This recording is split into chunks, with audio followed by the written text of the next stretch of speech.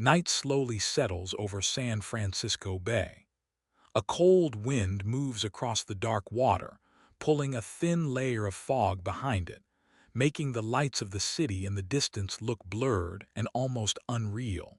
Somewhere along the shoreline, restaurants are still open, cars move through the streets, and people are returning home after a long day, but out here, surrounded by freezing water, life feels completely different. Before we slowly drift into deep sleep tonight while exploring one of the most fascinating events in American history, I'd like to ask you to like the video, subscribe to the channel, and leave a comment telling me what time it is where you are right now. For you, it's a small action. For sleepy person, it's a huge opportunity. Thank you. A small ferry moves slowly through the fog toward Alcatraz Island.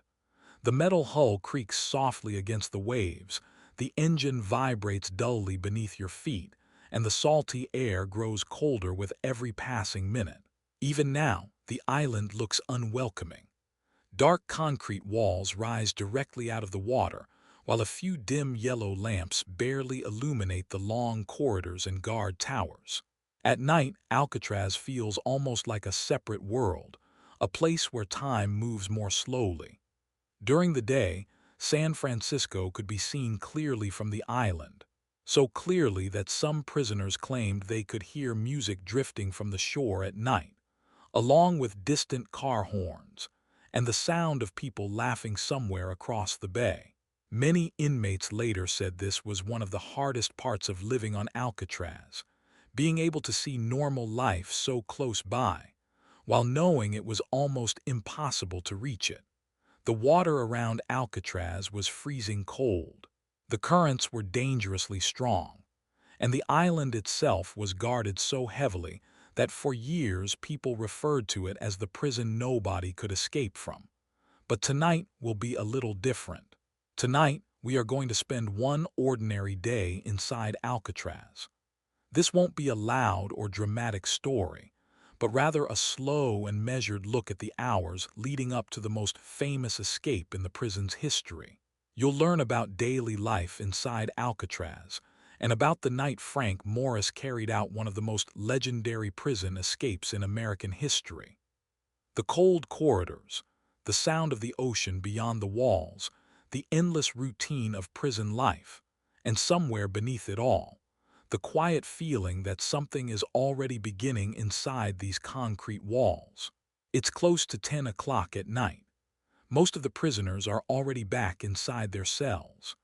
Guards move slowly through the long corridors checking locks and lights, while the metal bars reflect the dim, yellow glow of the lamps overhead.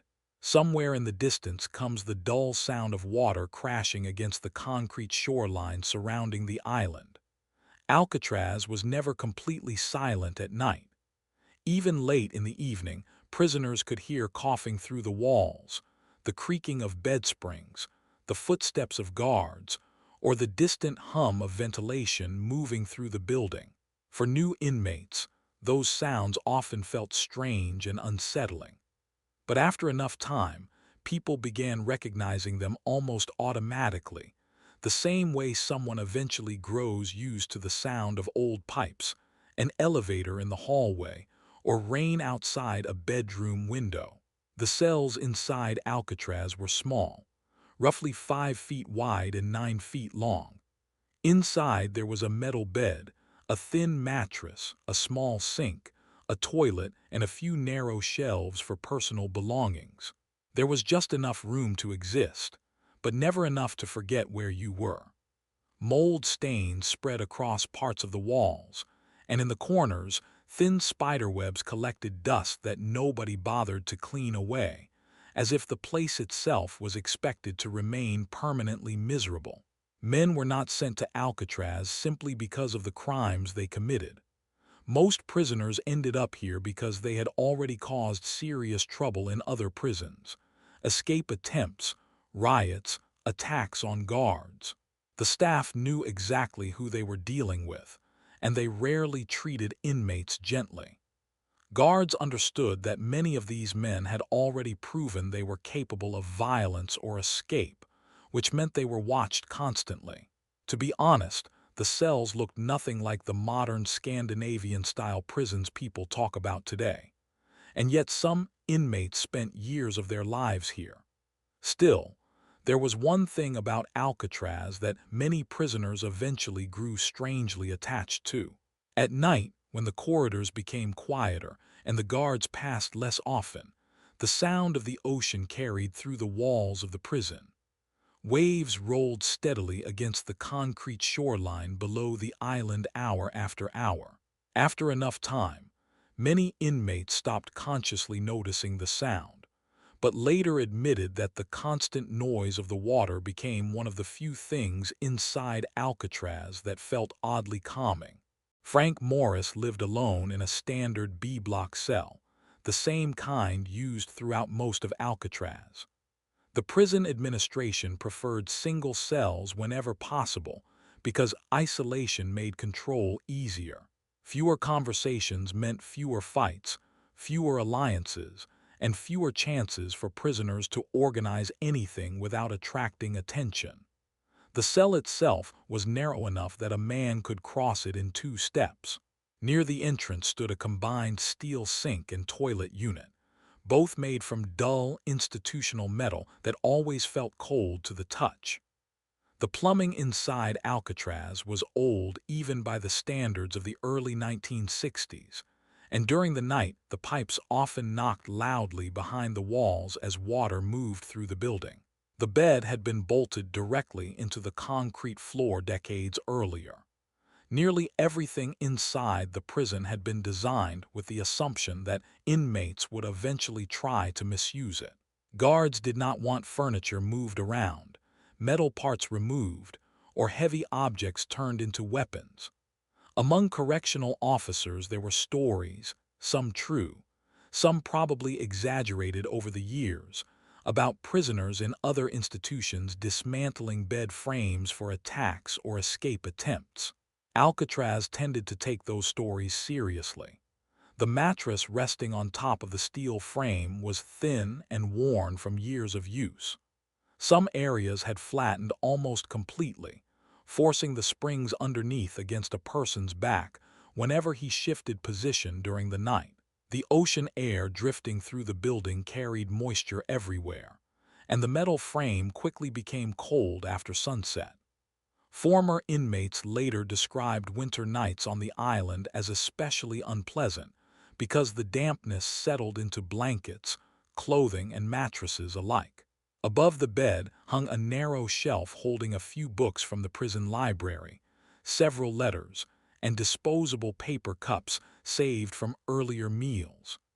Personal belongings inside Alcatraz were intentionally limited. The prison administration believed comfort encouraged complacency, while discomfort reminded inmates exactly where they were.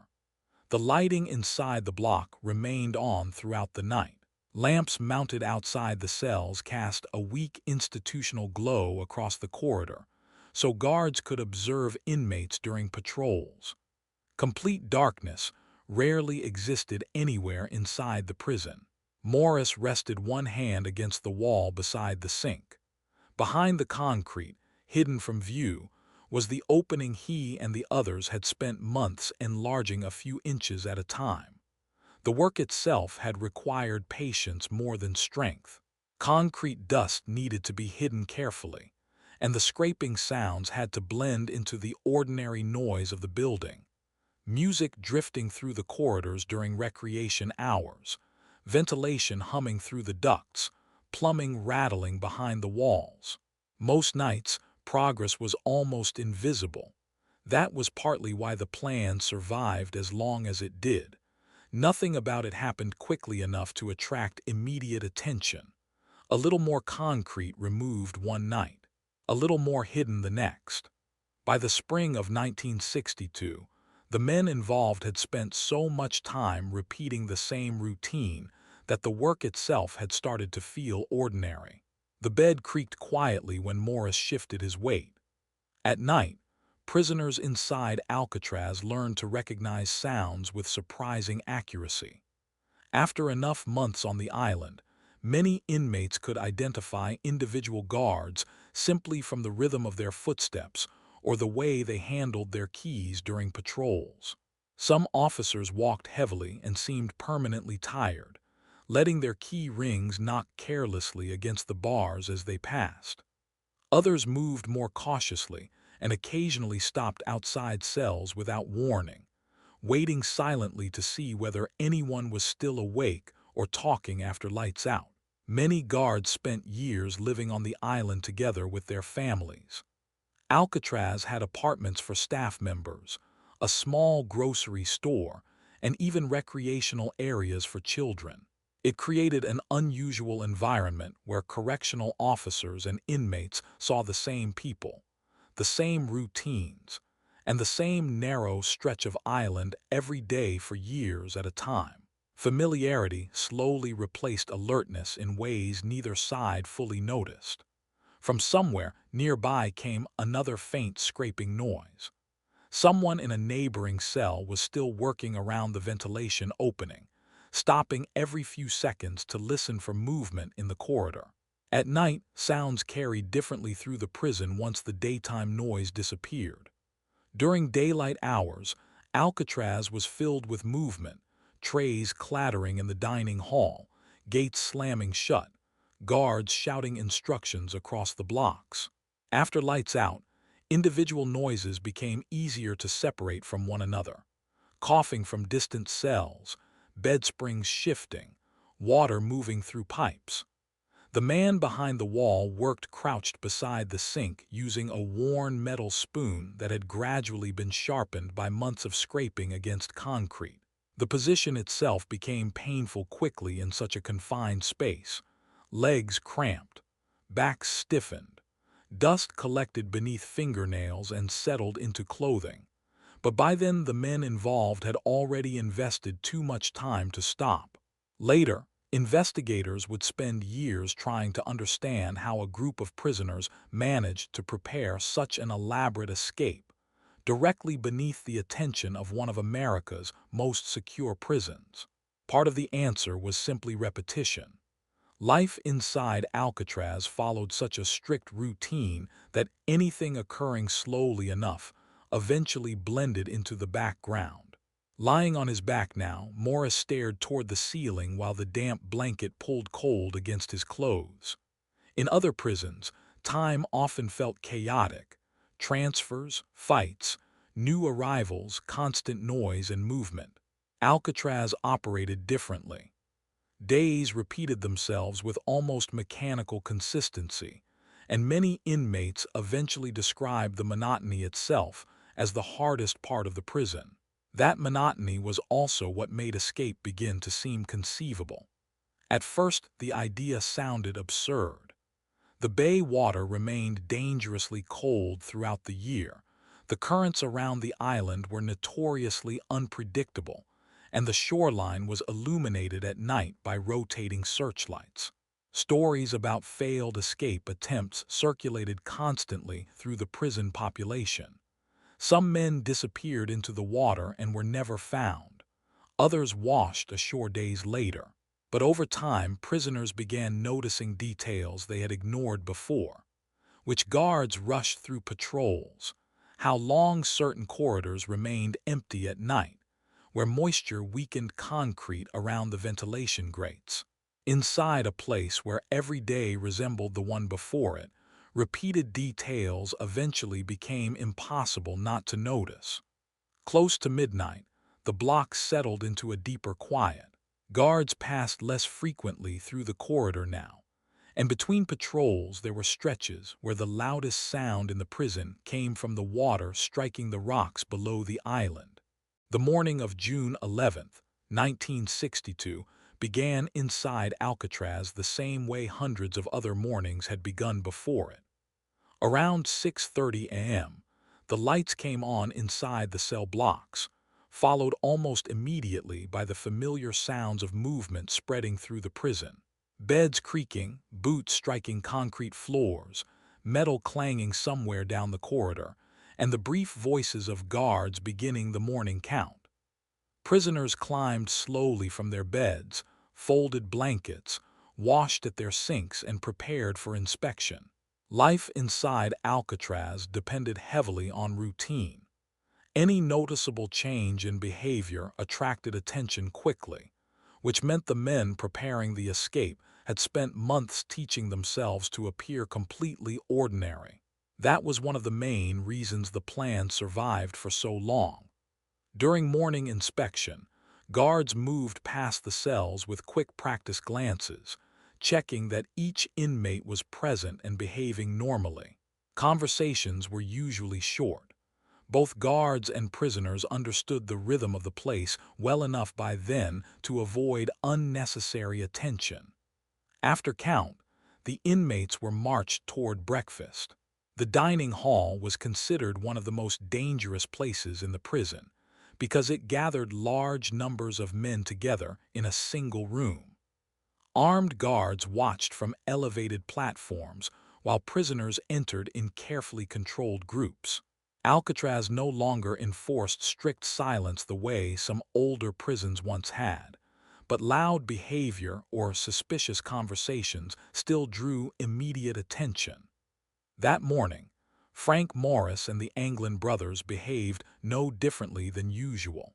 Years later, investigators and journalists would look back at the final day before the escape wondering whether anyone had noticed signs of nervousness or fear.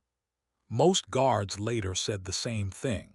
Nothing about June 11th appeared unusual at all. After breakfast, prisoners moved into their normal daily assignments. Some worked in the laundry. Others cleaned corridors or reported to maintenance jobs around the island.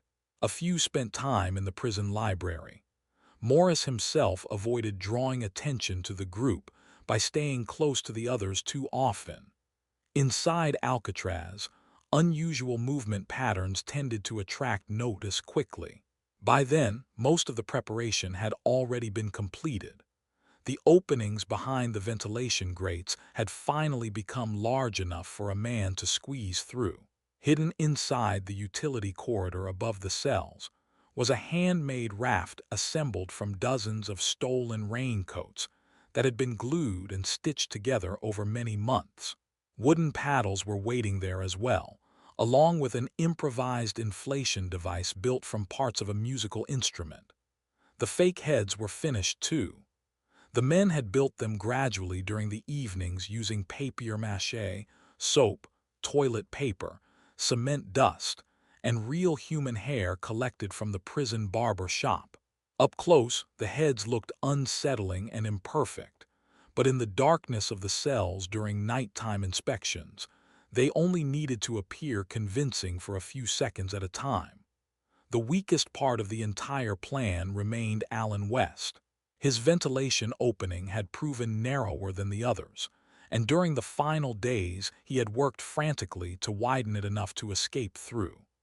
Later, West would claim this was the reason he failed to leave the prison alongside the others that night.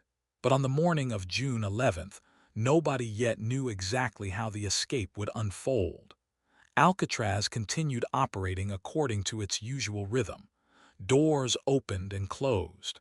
Guards moved through their patrol routes. Metal trays rattled through the dining hall. Outside the prison walls, ferries crossed the bay toward San Francisco exactly as they did every day. And somewhere within that familiar routine, several men quietly waited for darkness to arrive. By late morning, Alcatraz had fully settled into its usual rhythm. The same repetitive, carefully controlled routine that prisoners either learned to live with or slowly lost their minds inside. After the morning count, the prison gradually emptied as inmates were sent off to different work assignments. The corridors became quieter, and the island itself began to feel less like a prison and more like a large industrial facility where every person repeated the same task over and over again. That day, Morris once again found himself assigned to the laundry room. The Alcatraz laundry was considered one of the loudest places on the island. Massive industrial machines ran almost constantly. Metal carts screeched across damp concrete floors, and thick humid steam hung permanently in the air. Some former inmates later recalled that after only half an hour of work, their clothes would already begin sticking to their skin from the heat and moisture, while the dull mechanical rumble of the washing drums stayed ringing in their ears long after the shift ended. The washing machines themselves were large enough for a grown man to fit inside without difficulty. Old stories circulated among prisoners about fights inside the laundry, and about younger inmates trying to hide between carts of wet clothing or even inside empty machine drums to avoid trouble with more dangerous men. The guards reacted to stories like that with almost complete indifference. Inside Alcatraz, people stopped being surprised by strange behavior fairly quickly. Partly because of the constant noise, the laundry also became one of the few places where short conversations felt possible. Not because guards were unable to hear anything, but because after enough hours surrounded by endless mechanical noise, people naturally stopped paying attention to individual sounds. Years later, investigators would spend enormous amounts of time discussing the spoons, the ventilation grates, and the raincoats used to build the raft. But one of the real reasons the escape preparation lasted so long was far less dramatic. The staff had simply grown too accustomed to the ordinary background noise of Alcatraz. Morris understood that long before the escape itself. Over months of preparation, he had gradually noticed that guards reacted most strongly to sudden changes. Shouting, fighting, running, metal crashing somewhere during the night. But things that happened slowly, quietly, and repeatedly eventually became part of the background. That was why the ventilation openings had been widened only a fraction at a time each night. That was why the fake cardboard covers hiding the holes remained unnoticed for months in the dim lighting of the cells. And that was also why music during recreation hours became such an important part of the plan. Morris owned an accordion. He was not especially good at playing it, but inside Alcatraz that hardly mattered. Music there was valued less for talent and more for the brief feeling of normality it gave people. During music hour, the cell blocks became noticeably louder. Some inmates played instruments, some talked, while others simply sat on their beds listening. It was often during those hours that the men worked on the openings behind their vents, because the scraping of metal against concrete blended more easily into the noise around them. Years later, Alan West would recall that they sometimes waited specifically for Morris to begin playing the accordion before continuing to scrape at the concrete walls with their spoons. The work inside the laundry continued slowly and mechanically throughout the day. Prisoners carried wet bundles of clothing, sorted uniforms into stacks, loaded machines, and pushed heavy metal carts between rows of equipment. After enough months, most men performed the work almost automatically. Some former inmates later said that worse than the isolation itself was the endless repetition of Alcatraz life. The feeling that after a while, one day no longer seemed meaningfully different from the next. Morris tried to behave exactly as he always did. He avoided standing too close to the Anglin brothers. He avoided checking the clocks too often. He avoided looking unnecessarily toward the guards. Sudden changes in behavior were noticed quickly inside Alcatraz. A prisoner who became unusually quiet, nervous, or strangely energetic could attract attention almost immediately. By that point, one of the most important parts of preparing the escape was no longer the physical construction of the plan itself, but the ability to spend months appearing painfully ordinary and predictable. Outside, fog was beginning to gather over the bay again. Through the laundry windows, prisoners could sometimes watch ferries moving slowly between the island and San Francisco. Their horns carried faintly across the water for a few seconds before disappearing into the wind. From Alcatraz, the city looked uncomfortably close. Some former inmates later said that this was what disturbed them more than anything else. If the prison had been surrounded only by empty ocean, isolation might have been easier to accept. But San Francisco remained constantly visible, alive, crowded, glowing at night beyond the water. People on the mainland were eating dinner in restaurants, riding streetcars home, walking through brightly lit streets without ever thinking about the prison that sat only a few miles away in the middle of the freezing bay. By then, almost everything was ready. Above the cell block lay a raft stitched and glued together from more than 50 stolen raincoats. By lunchtime, Alcatraz briefly came alive again.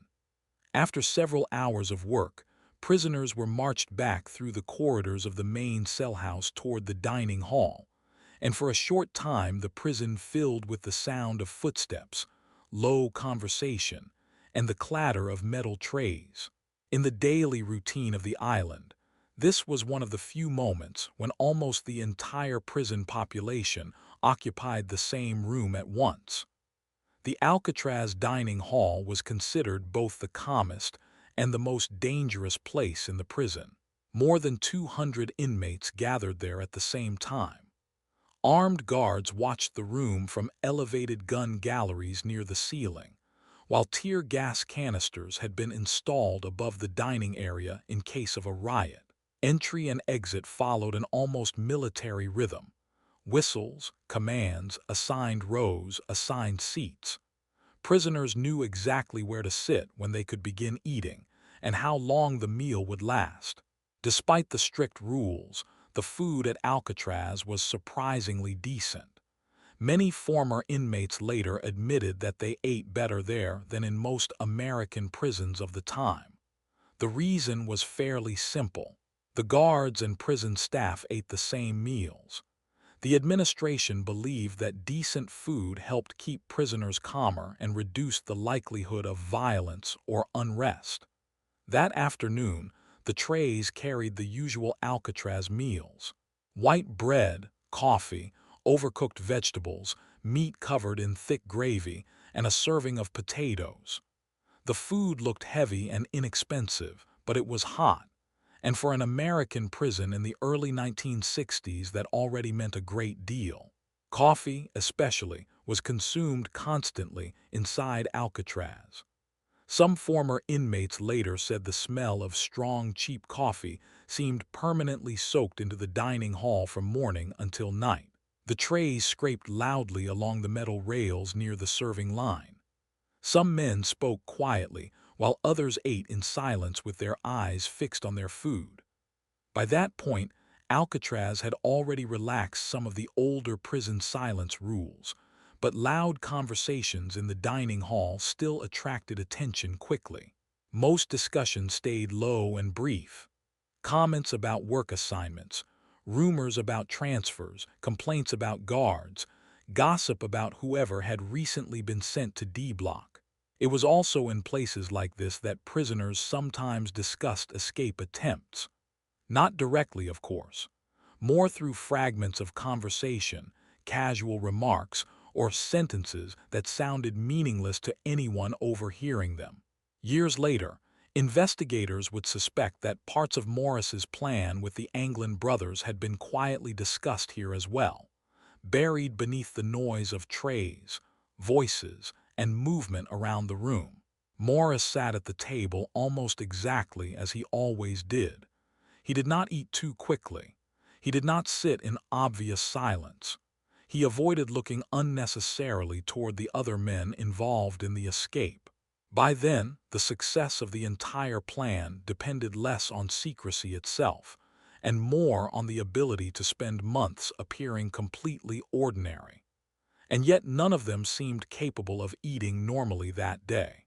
Not because of cinematic fear or obvious panic about the coming night, more because their bodies had grown exhausted from living in prolonged anticipation for weeks.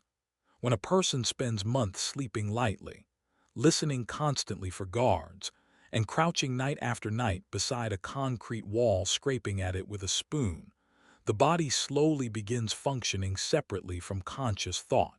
Appetite is usually one of the first things to disappear. Some prisoners pushed potatoes around their trays without finishing them. Others drank coffee that had already gone nearly cold.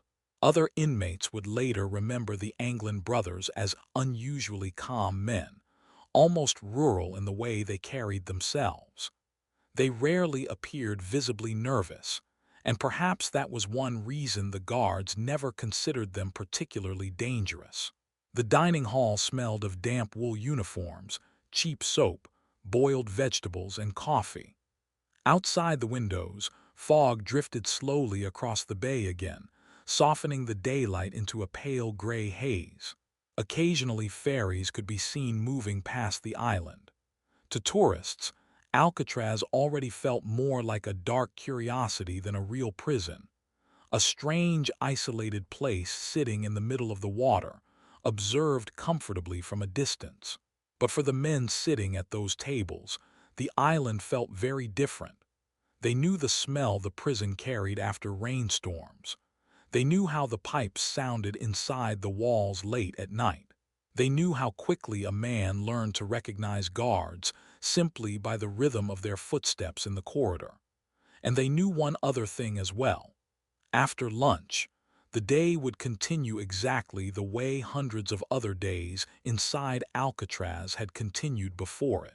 But the men sitting there also understood that by evening, for the first time in years, the prison would pass through a night that would not unfold according to its usual routine. After lunch, the inmates would return to their work assignments. Guards would begin the evening patrols. Music hour would start inside the blocks. Eventually, the final lights-out count would arrive, just as it always had before.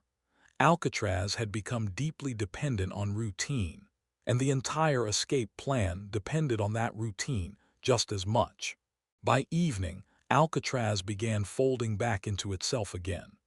After the workday ended, prisoners were gradually escorted back into the cell blocks. For a short while the corridors became noisy again, men moving in lines through stairwells and passageways, low conversations drifting between cells, guards calling out brief instructions, heavy doors opening and slamming shut with metallic crashes that echoed through the concrete hallways long after the doors themselves had stopped moving. During the day, the prison at least created the illusion of movement. Men moved between assignments, workrooms, showers, the yard, and the dining hall. But in the evening, everything slowly returned to the main purpose of Alcatraz: isolation. Prisoners were locked back into their individual cells, and the island seemed to grow quieter inside itself. The usual evening noise settled over the blocks, the kind of noise guards had heard so many times that it barely registered anymore. Men talking between neighboring cells, bed springs creaking, water knocking somewhere inside old pipes behind the walls. A few prisoners playing improvised chess through the bars using handmade sticks to slide pieces back and forth. Somewhere farther down the block, music started again. Music hours were considered one of the few genuinely tolerable parts of life inside Alcatraz. Some inmates played guitars, others harmonicas, and Morris once again pulled out his accordion. He still played poorly, but by then the sound had become familiar to everyone in the block.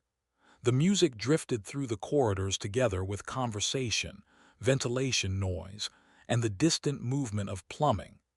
The same background noise that had quietly protected the escape plan for months. Outside, the bay was growing darker. Fog was beginning to move back across the water, and the lights of San Francisco slowly appeared through the gray haze on the far side of the bay. From certain cells, the city could be seen surprisingly clearly. New prisoners sometimes spent long stretches standing near the bars at night, simply staring toward the mainland, and the ordinary life continuing there beyond the water. But that evening, Morris was focused on something else entirely. After the evening count, guards once again passed through the block checking the cells. One by one they stopped briefly outside each door, glanced inside, and continued down the corridor. Keys rattled against steel bars. Locks snapped shut with the same heavy familiar sound they had made every night for years. Eventually the footsteps faded farther away. And after that, the strange slowing of time that always came after lights out began settling over the prison again. The workday was over. Most conversations became quieter. Men stretched out on their beds, smoked cigarettes, read books from the library, stared at the ceiling, or simply listened to the sounds of the prison around them. But inside several cells that night, things were unfolding differently. Alan West had already spent hours trying to widen the opening behind his ventilation grate. Unlike the others, he had been unlucky with the concrete surrounding his cell.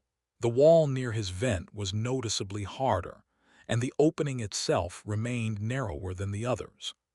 Only a few days earlier he still believed he would finish in time, but now, crouched beside the sink inside the cramped cell, he was beginning to realize the problem was worse than he had expected. The position itself was exhausting. There was barely enough space between the sink, the wall, and the bed to move properly. After only a few minutes, his back began to stiffen. His legs went numb. One shoulder pressed constantly against the cold metal sink, while concrete dust settled across his sleeves and hands. He pushed the spoon back into the opening and tried breaking away another section of wall. The concrete gave way slowly. By then the spoon had already worn down almost halfway from months of scraping. The metal edge had become thin and awkward to hold, and his fingers hurt constantly from the pressure. Occasionally, damp fragments of old plaster broke loose together with the concrete, releasing the dry, dusty smell of cement into the cell. West kept stopping to listen. The music drifting through the block helped hide some of the sound, but it could not completely cover the scraping of metal against concrete. Every so often he heard guards moving somewhere farther down the corridor, and immediately froze before starting again a few moments later. Gradually, the exhaustion became stronger than the fear itself. Not because he doubted the escape anymore, but because by that point his body was simply worn down. For weeks they had barely rested properly. Every night followed the same rhythm. Wait for patrols, work beside the wall, hide the dust, stop when footsteps approached, begin again. At one point, West tried forcing one shoulder through the opening. Almost immediately he became stuck. He exhaled sharply and froze, trying not to make noise.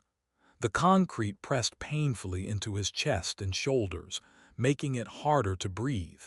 For several seconds he did not move at all. Then he slowly pulled himself back into the cell, striking his elbow against the edge of the sink as he did. Now the problem was impossible to ignore. The opening was still too narrow. From neighboring cells came the continued sound of the accordion, scattered laughter, and the ordinary evening noise of Alcatraz. To anyone walking through the block, it looked and sounded like any other night on the island. But inside several of those cells, men already understood that only a few hours remained before the escape began. After the evening inspection, the block gradually fell quiet again. The last guard moved slowly along the row of cells, casually glancing inside through the bars. For a nighttime check, that was usually enough. The outline of a man in bed, the lights still on, nothing unusual. Guards at Alcatraz spent years looking at the same scenes over and over again. A prisoner lying with his face toward the wall, someone reading, someone already asleep, someone smoking quietly while sitting on the edge of the bed. In Morris's cell, one of the fake heads rested on the pillow. In the dim light, it looked convincing enough. Weak light from the corridor fell across the blanket, leaving a soft shadow over the face. Real hair from the prison barber shop had been carefully glued onto the papier-mâché head, and it had been positioned slightly turned toward the wall. the way many prisoners normally slept at night. The guard paused outside the cell for only a second before moving on. His footsteps slowly faded down the corridor. All this time, Morris remained motionless beside the wall, outside the view of the bars, listening to the ordinary sounds of the block. Even now, with only minutes remaining before the escape began, nothing around them felt dramatic. Somewhere farther away, music was still playing. Someone coughed several cells down. Old pipes inside the walls produced another brief metallic knock as water moved through the building. The prison continued through its normal night routine. That was exactly what made the situation feel almost unreal. Once the footsteps disappeared completely into the distance, Morris slowly knelt beside the sink. The cardboard cover hiding the opening behind the ventilation grate had long since been painted and textured to match the surrounding wall. From a distance, it looked surprisingly similar to concrete. He carefully hooked his fingers beneath the edge and pulled it free. Cold, dusty air drifted immediately out of the utility corridor behind the wall. There was still no way to work quickly. Even after months of preparation, any sudden movement inside the cell produced too much noise. The metal bed frame creaked. The sink rattled if an elbow brushed against it. Small pieces of concrete sounded much louder striking the floor at night than they ever had during the daytime. He slowly pushed one shoulder into the opening. Concrete scraped against the fabric of his shirt and the skin of his arms. The edges of the wall remained rough despite months of work using spoons, homemade tools, and a small improvised drill assembled from parts of an old vacuum cleaner motor. Later, investigators would become especially fascinated by the drill itself. It looked almost ridiculous, a primitive motor connected to homemade wiring and a crude drill bit. But inside Alcatraz, even a tool like that gave prisoners a significant advantage. The problem had never really been speed. It was the ability to repeat the same small actions long enough for them to disappear into the background. Above the cells stretched a narrow utility corridor most prisoners never even thought about. Pipes, ventilation ducts, and electrical wiring passed through the cramped space overhead. There was very little room to move. A man could travel through it only while crouching or crawling. Morris slowly pulled himself inside and carefully dragged his legs through after him. The air inside the utility space felt warmer than the cells below.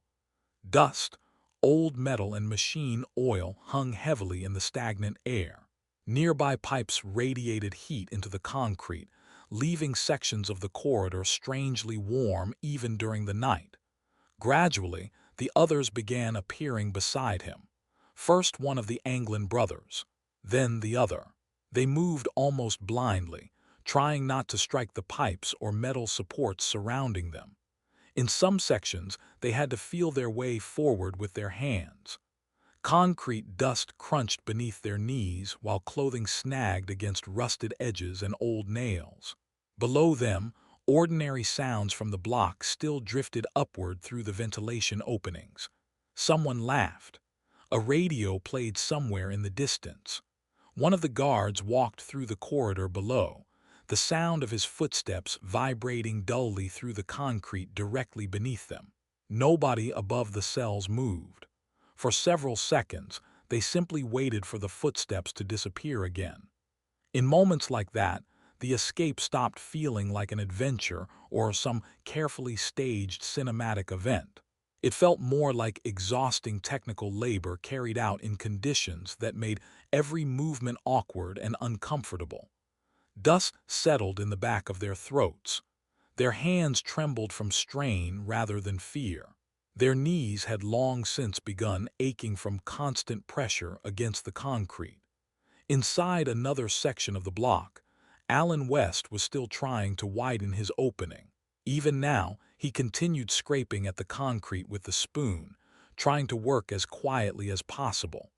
The problem was no longer a matter of a few missing inches. The opening physically would not allow him to turn his shoulders properly. He tried forcing himself through again. Concrete pressed hard into his chest and back. One arm became trapped at an awkward angle. For a moment, he thought he might not even be able to pull himself back out. West froze and exhaled sharply through his teeth. Outside, ordinary life inside the nighttime block continued uninterrupted. Morris's accordion could still be heard faintly in the distance, left playing in the cell as part of the familiar evening noise. Below them, guards continued their patrols without realizing that several men were slowly crawling through the utility corridor directly above their heads. West finally pulled himself back into the cell. His face and hands were covered in gray concrete dust, and sweat had soaked through his shirt. Almost immediately, he realized what the others had already begun understanding several minutes earlier. There was no time left. If he kept trying, the next patrol would return before he managed to force himself through the wall. For several seconds, nobody spoke. It later became one of the strangest details about the entire story. People expected dramatic final conversations or emotional goodbyes before the escape. But men who spend months preparing something like this inside a prison usually become occupied by much simpler realities. West quietly said that he was not going to make it through, and the others understood almost immediately that he was right. After it became clear that Alan West was not going to make it through the opening in his wall, there was very little left to discuss. Everything happening above the cells was too cramped, too uncomfortable, and too quiet for long conversations. The men sat hunched between pipes and wooden beams above B block, trying not to strike metal supports with their elbows or send loose concrete falling through the ceiling below. West was still working inside his cell. The others could hear the muted scraping of a spoon against concrete, followed by long pauses and heavy breathing. Sometimes the sound stopped completely for several seconds, as if he were trying once again to force his shoulder through the opening, before the scraping started again. Years later, Alan West would tell investigators that he believed until the very last moment that he could still get out. The problem was not fear or lack of determination. The opening had simply crumbled unevenly. His shoulders would not turn at the proper angle. Inside a cramped Alcatraz cell, there was no room to reposition your body properly or brace yourself against the floor for leverage. Above him, Morris and the Anglin brothers had already begun moving forward. The utility corridor above the cells looked less like a secret tunnel and more like the inside of an aging industrial building. Low beams, pipes, electrical wiring, old dust, hot metal. In some sections, the space became so narrow that the men were forced to crawl on their stomachs. Morris moved first. Out of everyone involved in the escape, he looked the most like someone who had spent years learning how the American prison system worked and how to survive inside it. Even guards at Alcatraz later admitted that Morris had been an unusual inmate, extremely calm, extremely controlled, rarely confrontational unless necessary. He gave people a strange impression. As a child, Morris repeatedly escaped from foster homes and juvenile institutions. His first arrest came when he was only 13 years old. By the time he reached his 20s, he already had a long record involving armed robbery, prison transfers, escape attempts, and years spent moving through correctional facilities across the country. Yet many people who encountered him later described him less as a violent criminal and more as someone who seemed fundamentally unable to tolerate being controlled. The FBI would later pay special attention to his intelligence. Prison testing reportedly placed Morris's IQ somewhere in the low 130s, unusually high for an inmate at the time. Some guards recalled that he spoke politely, remained unusually quiet, and often looked distracted, as though he were constantly calculating something internally. Inside Alcatraz, however, men like that were often considered more dangerous than openly violent prisoners. The prison system understood how to manage impulsive men who fought constantly. It had a harder time dealing with patient inmates capable of repeating the same careful routine night after night without drawing attention. The Anglin brothers followed behind him. John and Clarence Anglin were very different from Morris. Where Morris appeared cold and analytical, the brothers came across more like ordinary Southern laborers who had somehow ended up among hardened criminals. They grew up in an extremely poor farming family in Florida and spent much of their childhood moving with their parents between temporary labor camps and agricultural fields. The brothers barely attended school. Their family was so poor that the children began working alongside adults at an early age. Later, that background unexpectedly became useful during the escape preparations. Both brothers were highly practical people who knew how to repair things, improvise tools, work with their hands, and tolerate difficult physical conditions for long periods of time. Unlike many prisoners at Alcatraz, they rarely caused problems for the guards. Even official prison reports often described the brothers as quiet and cooperative. The problem was that they consistently attempted to escape. Before arriving at Alcatraz, the Anglins had already participated in escape attempts from other institutions. That was ultimately why they ended up on the island in the first place. At the time, the federal prison system used Alcatraz largely as a place for inmates considered too difficult or disruptive for ordinary prisons. Interestingly, several former guards later remembered the Anglins almost sympathetically. They did not resemble the violent criminals described in newspapers. They smiled easily.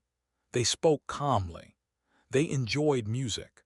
One correctional officer later said the brothers looked more like mechanics or fishermen than men preparing what would become the most famous prison escape in American history.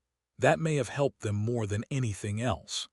Inside Alcatraz, attention naturally focused on inmates who were loud, aggressive, or unpredictable.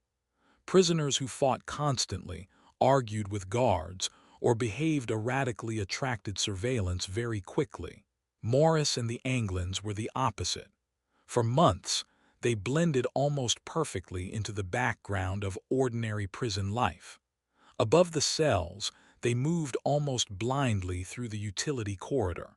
Concrete dust crunched beneath their knees while clothing snagged against rusted brackets and old nails. Sometimes they were forced to stop completely just to squeeze themselves between pipes and beams. Below them, ordinary sounds from the prison block continued. Someone laughed. A radio played somewhere in the distance. One of the guards exchanged a few quiet words with another officer near the end of the corridor. One of the strangest aspects of the entire story was how physically close the escape unfolded to the ordinary routines of Alcatraz itself. Later retellings often imagined the night as chaotic and tense, but most of the operation actually happened directly above the guards' heads, while the prison continued functioning almost normally below. The utility corridor was hot. The roof absorbed heat throughout the day, and during the night much of that warmth remained trapped above the ceiling. The air barely moved. Within minutes, sweat soaked through clothing. The Anglin brothers struggled more than Morris did. Morris was thin and moved relatively easily through narrow spaces, while the larger brothers constantly had to worry about becoming trapped between beams. Occasionally, the men stopped simply to listen. After months of preparation, it had become almost automatic. They no longer consciously decided to evaluate sounds around them. They simply did it. Footsteps below, doors moving somewhere in the block, the distant sound of a radio, pipes vibrating inside the walls. Ahead of them, the ventilation shaft leading toward the roof finally became visible. Up to this point, the prison walls had still concealed them. Beyond the shaft, they would be exposed to the open island itself. Getting onto the roof turned out to be more difficult than they had expected. The ventilation grate leading outside had spent years collecting damp rust from the ocean air, and still resisted even after the fastenings had been loosened in advance. Morris carefully lifted the metal, trying to avoid unnecessary scraping. At night, sharp sounds carried unexpectedly far across the island. He climbed out first. For several seconds, Morris remained motionless near the opening, listening. After the suffocating heat of the utility corridor above the cells, the air on the roof felt almost freezing. Wind struck his face immediately with cold salt moisture from the bay, and the shirt soaked with sweat from crawling through the service space began cooling against his skin almost at once. The Anglin brothers emerged carefully behind him. The roof of Alcatraz looked nothing like it would later appear in films. There was no dramatic sense of freedom or panoramic view of the city. It resembled the roof of any aging federal facility. Black tar, wet gravel, ventilation pipes, cables, rusted metal structures. In some places, the surface remained slippery from fog and moisture. The men lowered themselves almost immediately. The greatest danger here was not the guards below, but the searchlights from the towers. The beams moved across the island in regular intervals, and after months of observation, Morris had roughly memorized their timing. But even knowing the rhythm of the lights did little to ease the tension. A mistake here would end the escape before they ever reached the shoreline. At one point, all three men were forced to lie flat against the damp roof surface. A searchlight swept slowly past, illuminating part of the ventilation system only a few yards away from them. Nobody moved. Wind continued pushing fog inland from the bay while the light passed over the building. Gravel pressed painfully into their palms. The tar smelled damp and oily. Their clothes quickly absorbed the cold moisture covering the roof. Years later, investigators would express surprise at how dangerous this section of the route actually was. Parts of the roof were visible from the guard towers, and some areas of the island remained under almost constant illumination during the night. At the same time, however, the roof was one of the few places guards rarely bothered watching closely. Nobody seriously expected prisoners to be physically moving across it. From the roof, San Francisco was visible through the fog. The city appeared blurred and strangely flat in the distance.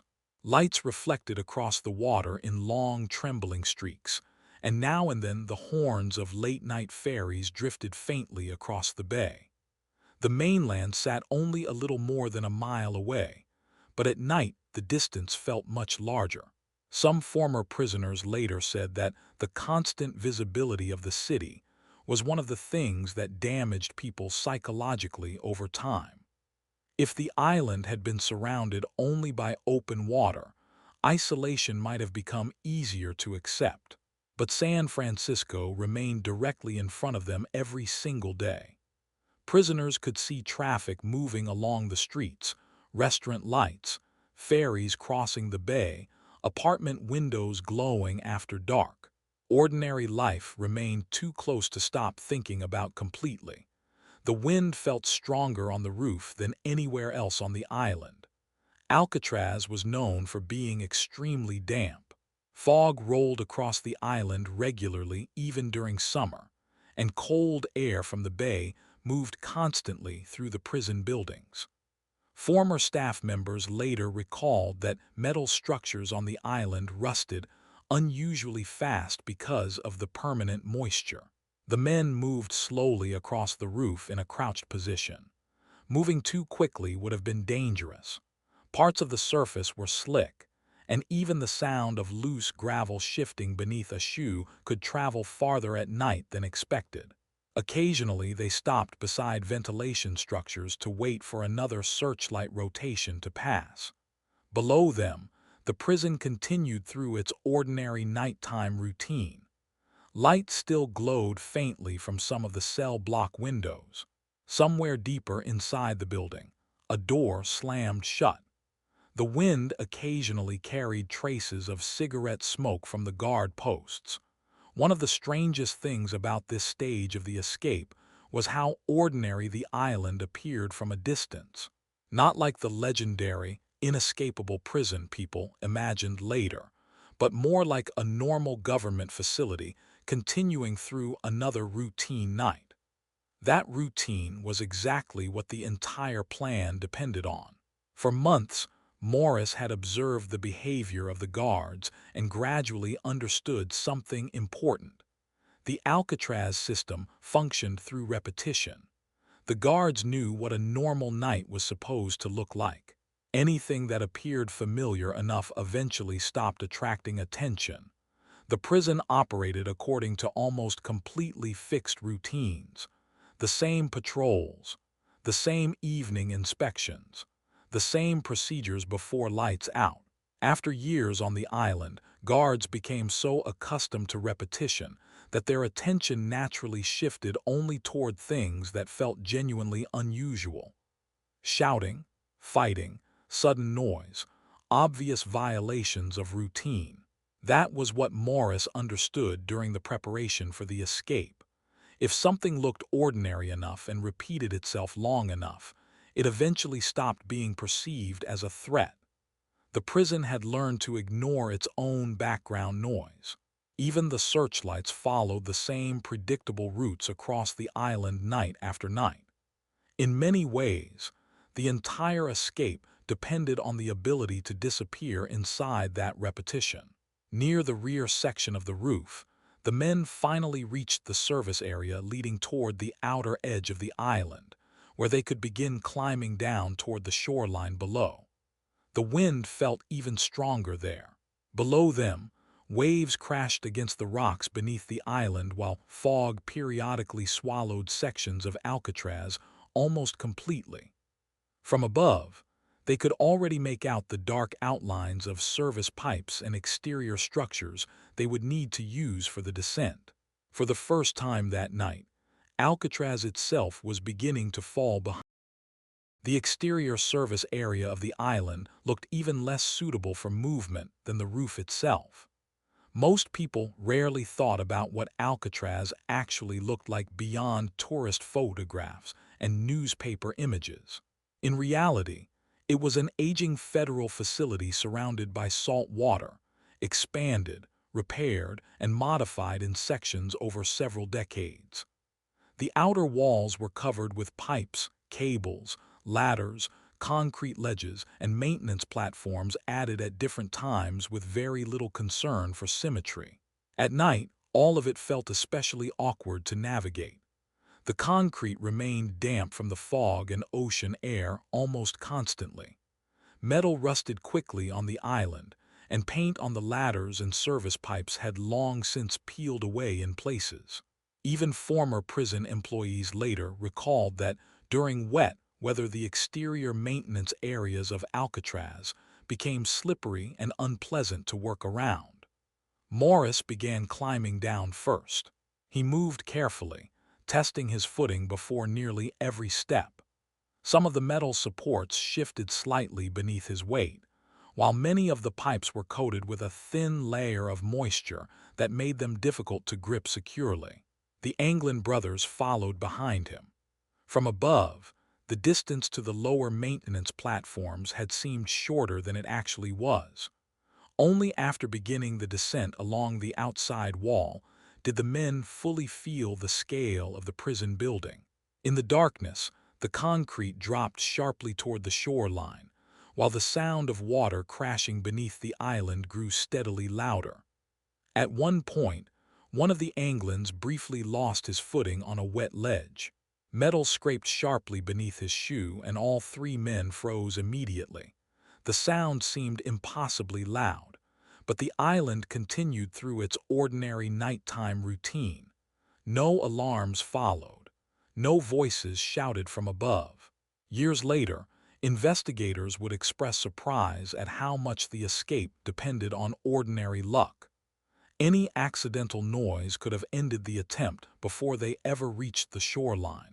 One guard deciding to glance upward at the wrong moment, one section of metal striking concrete too loudly, one searchlight pausing slightly longer than usual. But the Alcatraz security system had been designed primarily around controlling the inside of the prison. Guards focused on preventing prisoners from leaving their cells and moving through restricted areas. Almost nobody expected inmates to already be crawling down the exterior walls of the island itself. The farther down they climbed, the stronger the wind from the bay became.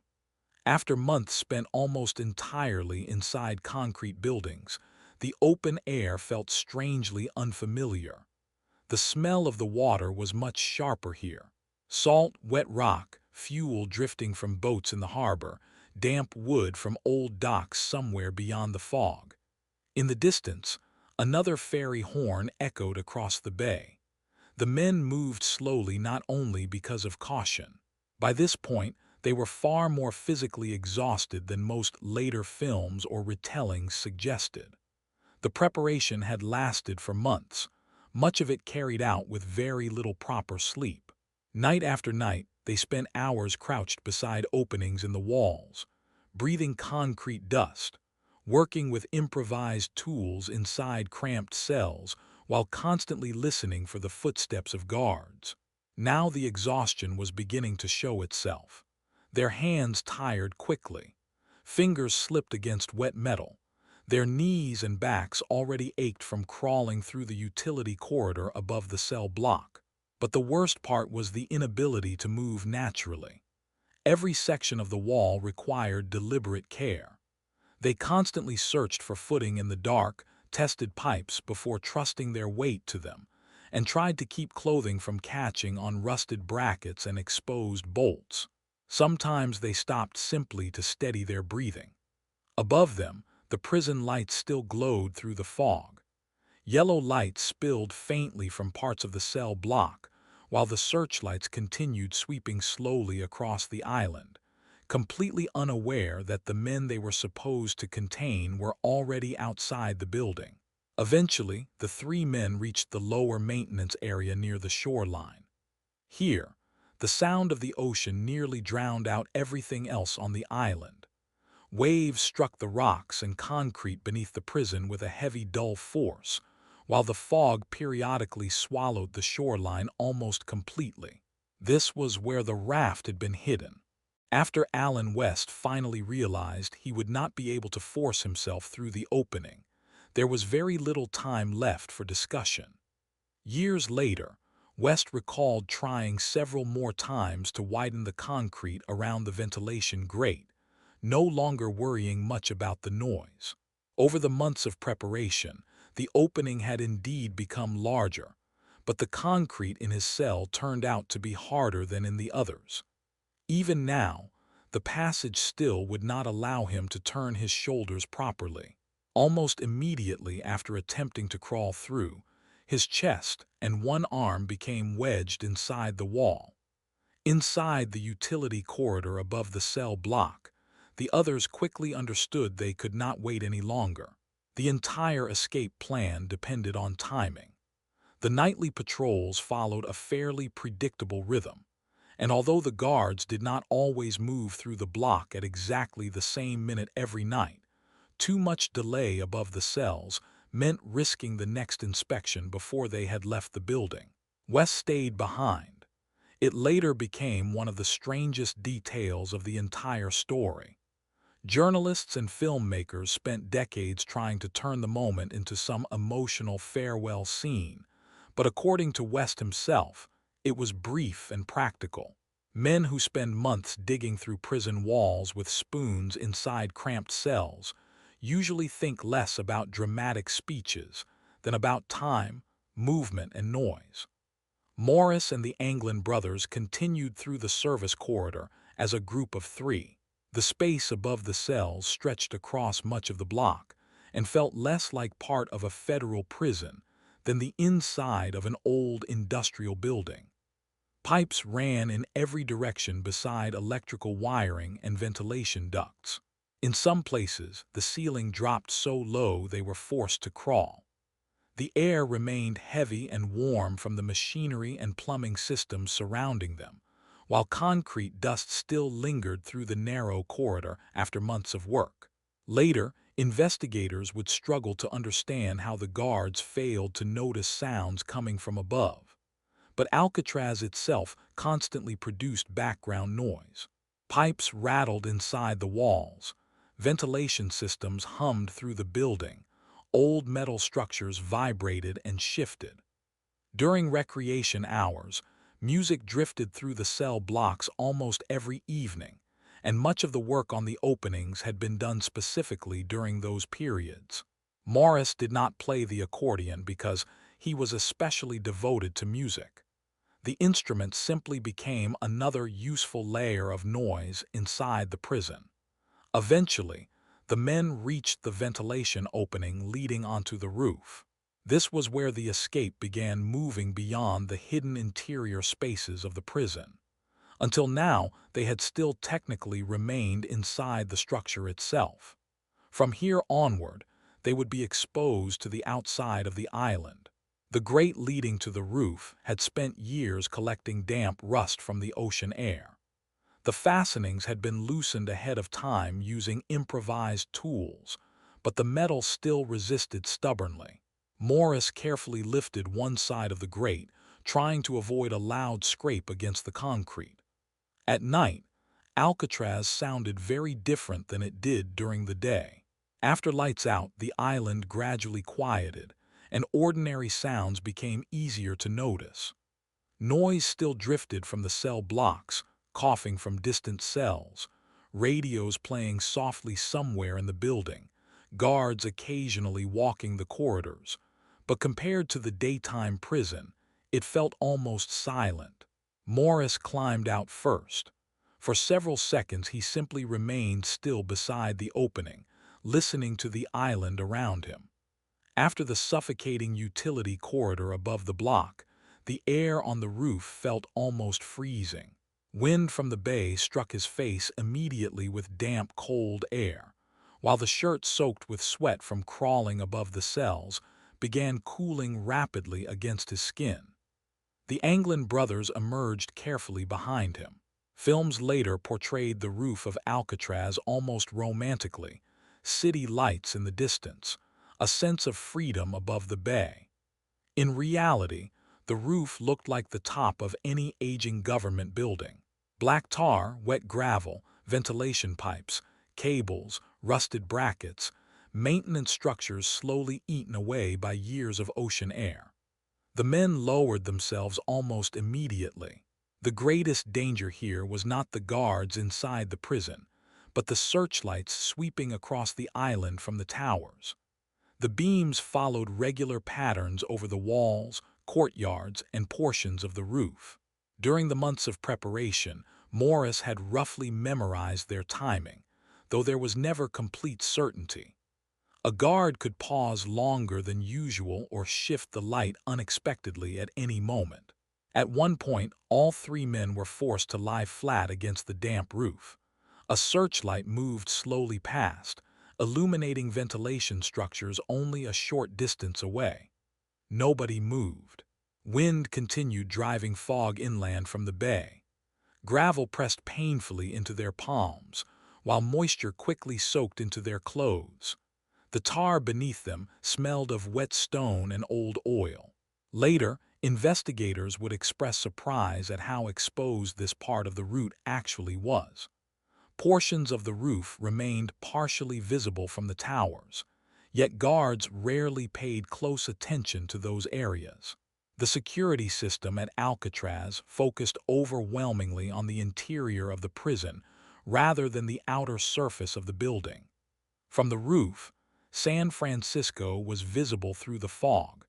The city appeared blurred and almost flat in the distance.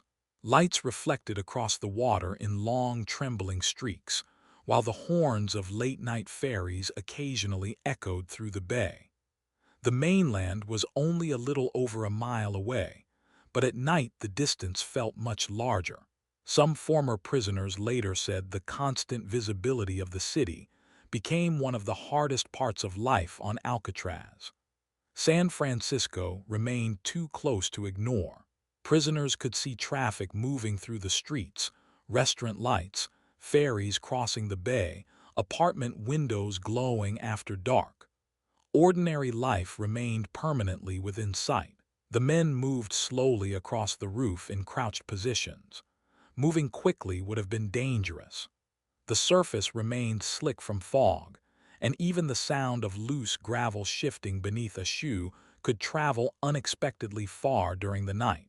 Occasionally they stopped beside ventilation pipes and waited for another sweep of the searchlights to pass.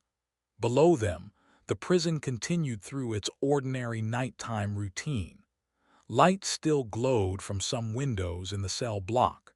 Somewhere deeper inside the building, a heavy door slammed shut. Wind occasionally carried traces of cigarette smoke drifting from the guard posts. At moments like these, the escape felt strangely unlike anything later films tried to portray. It did not resemble a dramatic rush toward freedom so much as a slow and deeply inconvenient technical task, unfolding inside an aging government facility that continued operating through another ordinary night. The entire Alcatraz system depended on repetition, the same patrols, the same evening procedures, the same routes followed by the searchlights. After years on the island, guards gradually stopped noticing anything that appeared sufficiently ordinary. Morris understood this long before the escape itself. If an action repeated long enough without disrupting the general rhythm of the prison, it eventually became part of the background. The entire plan depended on that idea. Near the rear section of the roof, the men finally reached the maintenance area leading toward the shoreline below. From the outside, Alcatraz looked even more difficult to navigate than it had from above. The outer walls were covered with pipes, ladders, electrical lines, and maintenance platforms added over many years without much consistency. The ocean air caused metal to rust quickly, while the concrete remained damp almost constantly. Morris began climbing down first. He moved carefully, testing his footing before nearly every step. Some of the metal structures shifted beneath his weight, while many of the pipes were coated with a thin layer of moisture that made them difficult to grip. The Anglin brothers followed behind him. Only after moving along the outside wall did the men fully realize the scale of the prison. In the darkness, the concrete dropped sharply toward the shoreline, while the sound of water crashing below grew steadily louder. At one point, one of the Anglins briefly lost his footing on a wet ledge. Metal scraped sharply beneath his shoe, and all three men froze immediately. The sound seemed impossibly loud, but the island continued through its ordinary night. No alarms sounded. No voices shouted from above. Later, investigators would speak often about the complexity of the route, but in reality luck played an enormous role. One careless noise, one guard glancing upward at the wrong moment, one searchlight lingering too long, and the escape would have ended on the outer wall of the prison. The farther down they climbed, the stronger the wind from the bay became. After months spent almost entirely inside concrete buildings, the open air felt strangely unfamiliar. The smell of the bay grew sharper here. Salt water, wet stone, fuel drifting from boats, damp wood from docks somewhere beyond the fog. By this point the men were already badly exhausted physically. The preparation had lasted for months with very little proper sleep. Night after night, they spent hours crouched beside openings in the walls, breathing concrete dust and working with improvised tools inside cramped cells. Now the exhaustion became much harder to ignore. Their hands tired quickly, fingers slipped against wet metal, and their knees and backs still ached from crawling through the utility corridor above the cell block. Eventually, they reached the lower maintenance area near the water. Here, the sound of the ocean almost completely drowned out the rest of the island. Waves struck the rocks and concrete beneath the prison with a heavy, dull force, while the fog periodically swallowed the shoreline almost entirely. This was where the raft had been hidden. The raft had been hidden earlier among the maintenance structures near the shoreline. The location had not been chosen randomly. The lower edge of the island was used mostly for technical work, and at night almost nobody came down there unless absolutely necessary. Even the guards focused most of their attention on the upper cell blocks, corridors, and interior yards. The shoreline itself functioned more as a maintenance zone, damp, inconvenient, and difficult to observe clearly through the fog. At first glance, the raft barely resembled a real escape vehicle at all. It looked more like a large bundle of dark, rubberized fabric. Only up close did the amount of work behind it become obvious. The surface consisted of dozens of raincoats stitched and glued together by hand. Some of the seams looked uneven, while parts of the rubber had already become creased and worn after months hidden inside the utility corridor above the cells. Years later, FBI investigators would spend an enormous amount of time studying the raft itself. For a long time, the Bureau struggled to believe that something like this had actually been constructed inside Alcatraz, using little more than stolen prison materials. But the raincoats had indeed been taken gradually, sometimes one at a time, so their disappearance would not attract immediate attention. In total, more than 50 rubber military raincoats were used to build the raft and life vests. The seams were assembled by hand. To seal them, the prisoners used steam pipes together with improvised clamps. Later FBI reports specifically noted that some parts of the raft were surprisingly well sealed considering the conditions under which it had been constructed. Even so, on that night the raft still looked unreliable. The wet, rubberized fabric clung unpleasantly to their hands, while the folded structure itself proved heavier than expected. After hours spent crawling through the utility corridor, their arms were already shaking from exhaustion, and even unfolding the raft required effort. The men worked almost silently, not because they were trying to appear calm or fearless, but because by this point their bodies were simply too exhausted for unnecessary conversation. Over the months of preparation, they had grown used to communicating with very few words. Each of them already understood what needed to happen next. The raft had to be inflated directly beside the water. For this, they used an improvised inflation device assembled from parts of a musical instrument. Years later, Alan West recalled that the pump had been built using the bellows from an old accordion or concertina mechanism found somewhere inside the prison. Details like this fascinated investigators decades later because the escape depended not on one brilliant invention, but on dozens of small improvisations that slowly evolved into a functioning system. Air entered the raft slowly. The rubber expanded reluctantly with damp creaking sounds. Some sections remained twisted after months in storage, forcing the men to flatten the material by hand against the wet concrete. The wind from the bay grew colder. By now their clothes were almost completely soaked, first from sweat inside the utility corridor, then from fog on the roof, and now from the spray reaching the shoreline with each wave. Their hands no longer moved properly from cold and exhaustion. At one point, one of the Anglins struggled repeatedly to hold the edge of the raft because the wet rubber kept slipping through his fingers. The shoreline beneath Alcatraz looked nothing like the version tourists usually saw. There were no smooth concrete walkways here, only wet rocks, slippery maintenance passages, pipes, old metal supports, and narrow spaces between the stone where water constantly pushed inland. In some places, algae had spread across the concrete, turning parts of the shoreline almost slick as ice. Years later, Specialists would continue debating whether it had ever been realistic to cross the bay using a raft like this at all.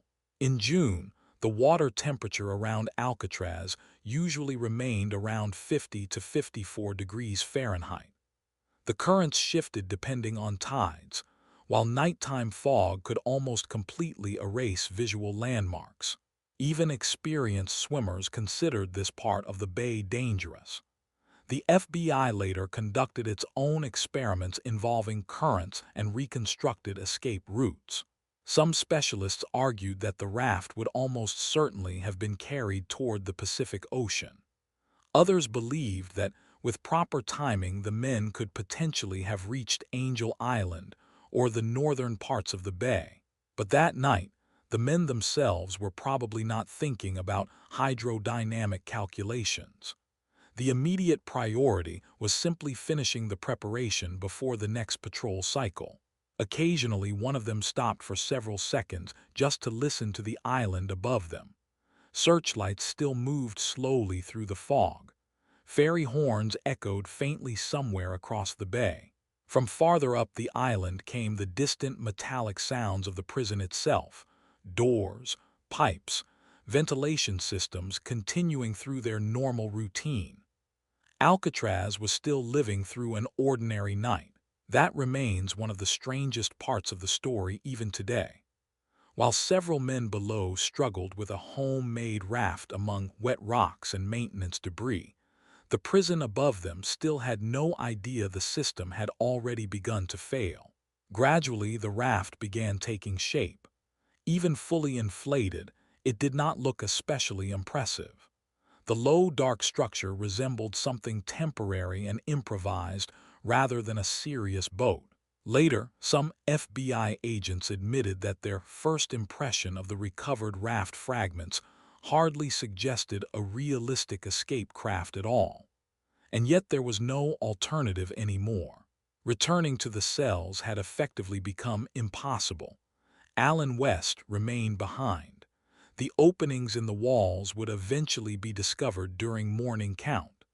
The fake heads could only fool the guards for a few hours. At this point, the entire plan depended on the damp handmade raft lying among the rocks beside the water. Dragging the raft down to the water proved almost as awkward as building it. Even fully inflated, it refused to hold its shape properly and kept bending under its own weight. The rubberized fabric creaked and folded along the seams, while the wet material clung unpleasantly to their hands. In the darkness, the entire thing looked even less reliable than it had a few minutes earlier among the rocks. Years later, investigators would describe the escape as ingenious, but in reality much of it looked clumsy and exhausting. The men did not move like characters in a heist film or a military operation.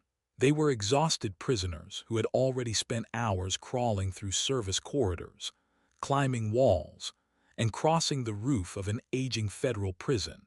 And now they were trying to drag a handmade rubber raft across slippery shoreline rocks without tearing it apart before even reaching the water. The shoreline beneath Alcatraz was difficult almost everywhere. Water pushed constantly between the rocks, while the concrete surfaces were coated with a thin, slippery layer of moisture and algae. Some sections disappeared beneath stronger waves, forcing the men to stop repeatedly to keep the raft from scraping against exposed stone, rusted pipes, or old metal supports near the water line. At one point, one of the Anglin brothers nearly caught the bottom of the raft against the sharp edge of a pipe. Everyone stopped immediately. Even a small tear could have ended the entire escape right there. They had no replacement raft, no backup route, and no realistic way to return to their cells and attempt the plan again another night. By morning, the holes in the walls and the fake heads in the beds would inevitably be discovered. For several seconds, the men simply held the raft in place, while another wave rolled back away from the rocks. The water beneath the prison moved unevenly. Sometimes it struck the shoreline gently. Other times it surged unexpectedly higher, leaving cold foam across the concrete. In the fog, it became difficult to judge distances properly, and the shoreline felt far less stable from ground level than it had appeared from above. Morris stepped into the water first, almost knee-deep. Even in June, the bay around Alcatraz remained painfully cold. Water immediately soaked through his pants and shoes, while the current pulled noticeably against his legs. Years later, experts studying the escape would discuss the dangers of hypothermia in detail. But in that moment, the cold probably did not register as a medical concern so much as another physical problem, added to the exhaustion, dampness, and tension already accumulated over months of preparation. Carefully, they pulled the raft closer to the water. The structure turned out to be surprisingly light for its size, which both helped and complicated things. On one hand, it could be moved without enormous effort. On the other, the wind coming off the bay constantly tried to twist it sideways, while the waves pushed it back toward the rocks. One of the anglins held the edge of the raft steady, while the others tried to maneuver it between the uneven sections of shoreline. Years later, the FBI would reconstruct this part of the escape almost inch by inch. Investigators studied tidal patterns, the position of recovered debris, and even the physical layout beneath the prison walls. But one of the main problems with those reconstructions was that the island at night looked completely different than it did during daylight. Fog erased landmarks, searchlights distorted distances, and the sound of water beneath the prison swallowed much of the noise from above. The men were working almost blindly.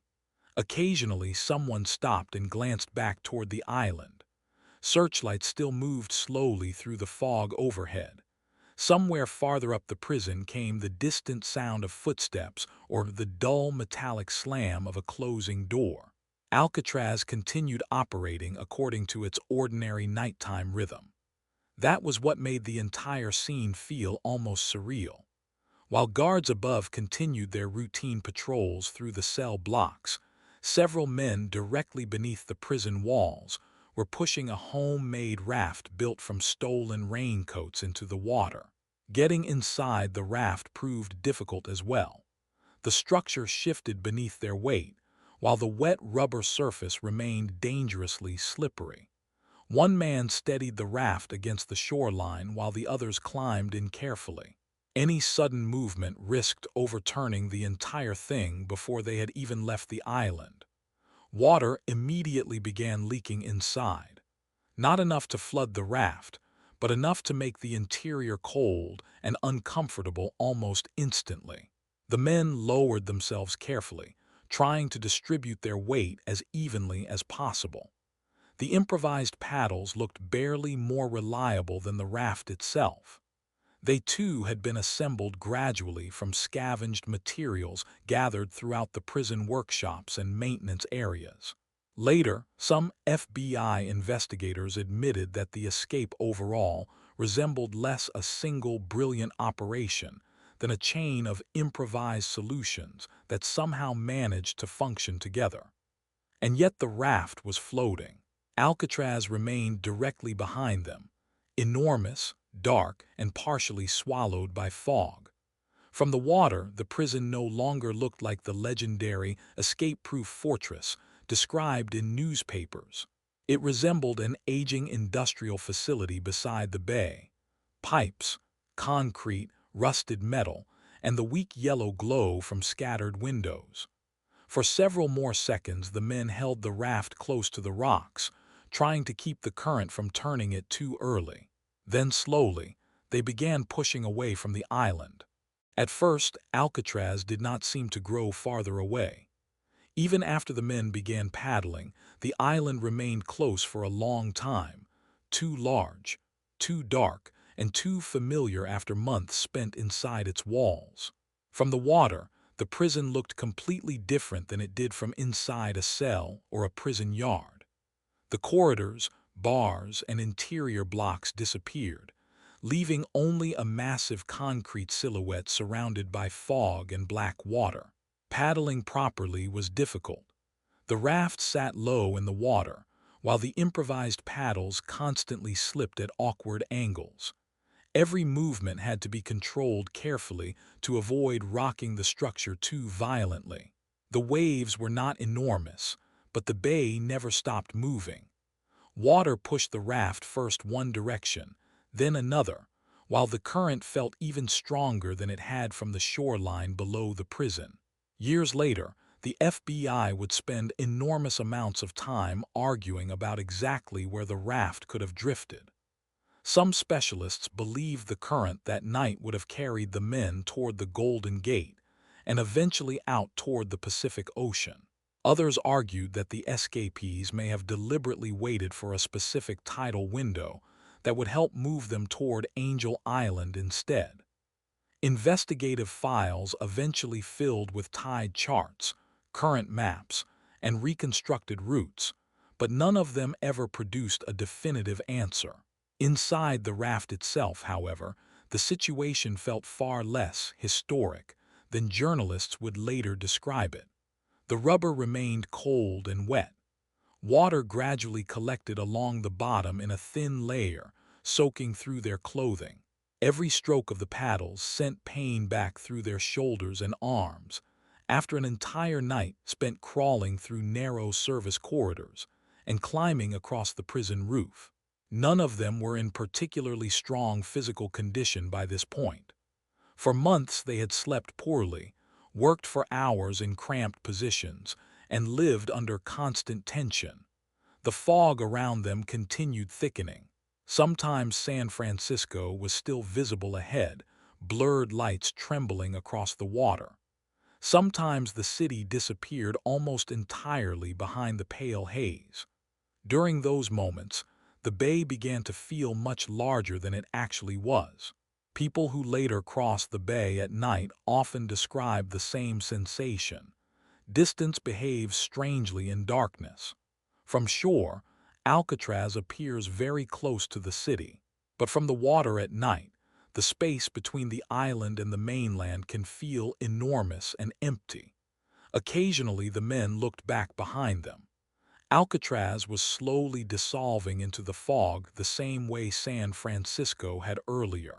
The searchlights could still sometimes be seen moving faintly through the haze, but the prison itself gradually lost its shape. By now, the loudest sound around them was the water. Not a dramatic storm, but the constant movement of the bay itself. Waves striking the sides of the raft, the sound of current beneath them, occasional splashes against the rubber surface. Far away, ferry horns could sometimes still be heard, though the fog swallowed them quickly. Later, some researchers suggested the fog itself may have been one of the most important reasons the escape succeeded. The night of June 11th had been cool and unusually damp even for San Francisco. Visibility across the water remained poor, while the glow of searchlights and shoreline lights distorted distance even further.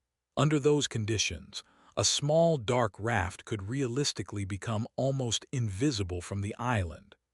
At the same time, the fog made the escape far more difficult for the men themselves.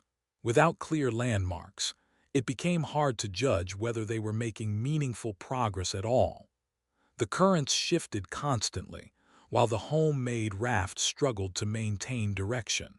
At times, it likely felt as though they were barely moving. Investigators later tried to determine how well Morris actually understood the waters of San Francisco Bay. Some FBI agents considered him one of the most intellectually capable prisoners ever held at Alcatraz. Morris did indeed have a reputation for being methodical, patient, and unusually intelligent. Because of this, some investigators believe the escape may have been planned far more carefully than it first appeared. Others argued that no amount of planning could fully compensate for the temperature of the water, the currents, and the darkness of the bay. Even decades later, the debate would remain unresolved. The raft continued moving slowly forward. Occasionally, the men shifted positions because their arms tired quickly from paddling with the short improvised oars. Any movement inside the raft still had to be done carefully. The structure remained unstable, while small amounts of water continued leaking inside. Somewhere beyond the fog, nighttime San Francisco continued through its ordinary life. The city the prisoners had spent years staring at from inside Alcatraz now existed ahead of them only as a scattering of distant lights that somehow still had to be reached across the freezing black water. Until morning, Alcatraz still had no idea the escape had already happened. Later, the story would become one of the most famous prison mysteries in American history. But during the night of June 11th, the island continued operating according to its ordinary routine. Guards carried out patrols, searchlights moved across the yards and rooftops, and behind the bars of several cells lay fake heads that still looked convincing enough in the half-darkness. The real alarm would not begin until morning. At around 7 o'clock, one of the guards approached Morris's cell for the usual morning wake-up. The procedure had been repeated automatically hundreds of times before. Lights, a brief shout, a glance into the cell. Sometimes prisoners had to be woken more than once because many slept heavily due to the damp air and constant noise inside the blocks. At first, the guard noticed nothing unusual. A man appeared to be lying in bed beneath the blanket with his head turned toward the wall. Everything looked so ordinary that the officer was already preparing to continue down the row. Then came the moment that would later appear in nearly every documentary ever made about Alcatraz. The guard reached forward and tried to wake Morris with a light shove. The fake head rolled off the pillow and hit the floor. For several seconds, the officer simply stared downward, not fully understanding what he was looking at. The head looked both realistic and absurd at the same time. Papier-mâché, flesh-colored paint, and real human hair taken from the prison barbershop. Years later, some staff members admitted this was the image that stayed with them most vividly. Not the escape itself, but the almost theatrical moment when the prison system suddenly realized it had been deceived for months. The alarm spread across the island almost immediately. Guards rushed to inspect the remaining cells in the block, and very quickly it became clear that Morris was gone. The Anglin brothers were gone as well. Allen West, meanwhile, remained inside the prison and began describing the openings in the walls, the utility corridor, and the raft. West would later become the primary source of information about the escape. Without his account, investigators would have needed far longer to understand how the prisoners had managed to leave their cells at all. Much of what is known today about the preparation inside Alcatraz comes directly from West's descriptions. The island was quickly locked down. Sirens, sealed corridors, armed officers moving through the prison, all of it happened after the escape, not during it. For the administration of Alcatraz, this became one of the most humiliating aspects of the entire story. The system reacted too late. Investigators quickly discovered the openings behind the ventilation grates. To many staff members, the holes looked almost unbelievable. Behind the cell walls stretched a utility corridor that most guards had never seriously considered as a possible escape route. Inside, officers found spoons, improvised tools, parts from a small homemade drill, and evidence of work that had continued for months. The scale of the preparation shocked nearly everyone involved. Later, the FBI estimated that the prisoners had spent roughly 6 months enlarging the openings. Throughout that time, concrete dust had been gradually removed from the cells or washed away, while cardboard covers disguised to match the walls remained hanging in place, blending into the old concrete almost perfectly. When investigators finally reached the space above the cell block, the complexity of the route became fully apparent.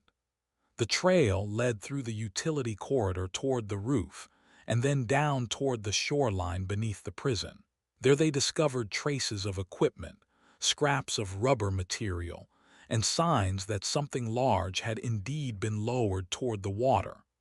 By that point, news of the escape had already begun spreading beyond the island. The Coast Guard joined the search around San Francisco Bay. Helicopters appeared overhead. Patrol boats moved through the water around Alcatraz, searching for either the raft itself or the bodies.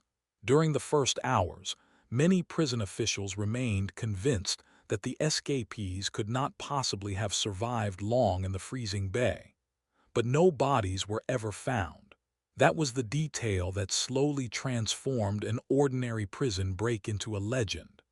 Over time, search teams recovered scattered objects, part of a paddle, fragments of rubber, and a package containing personal belongings from the Anglin brothers that currents eventually carried ashore.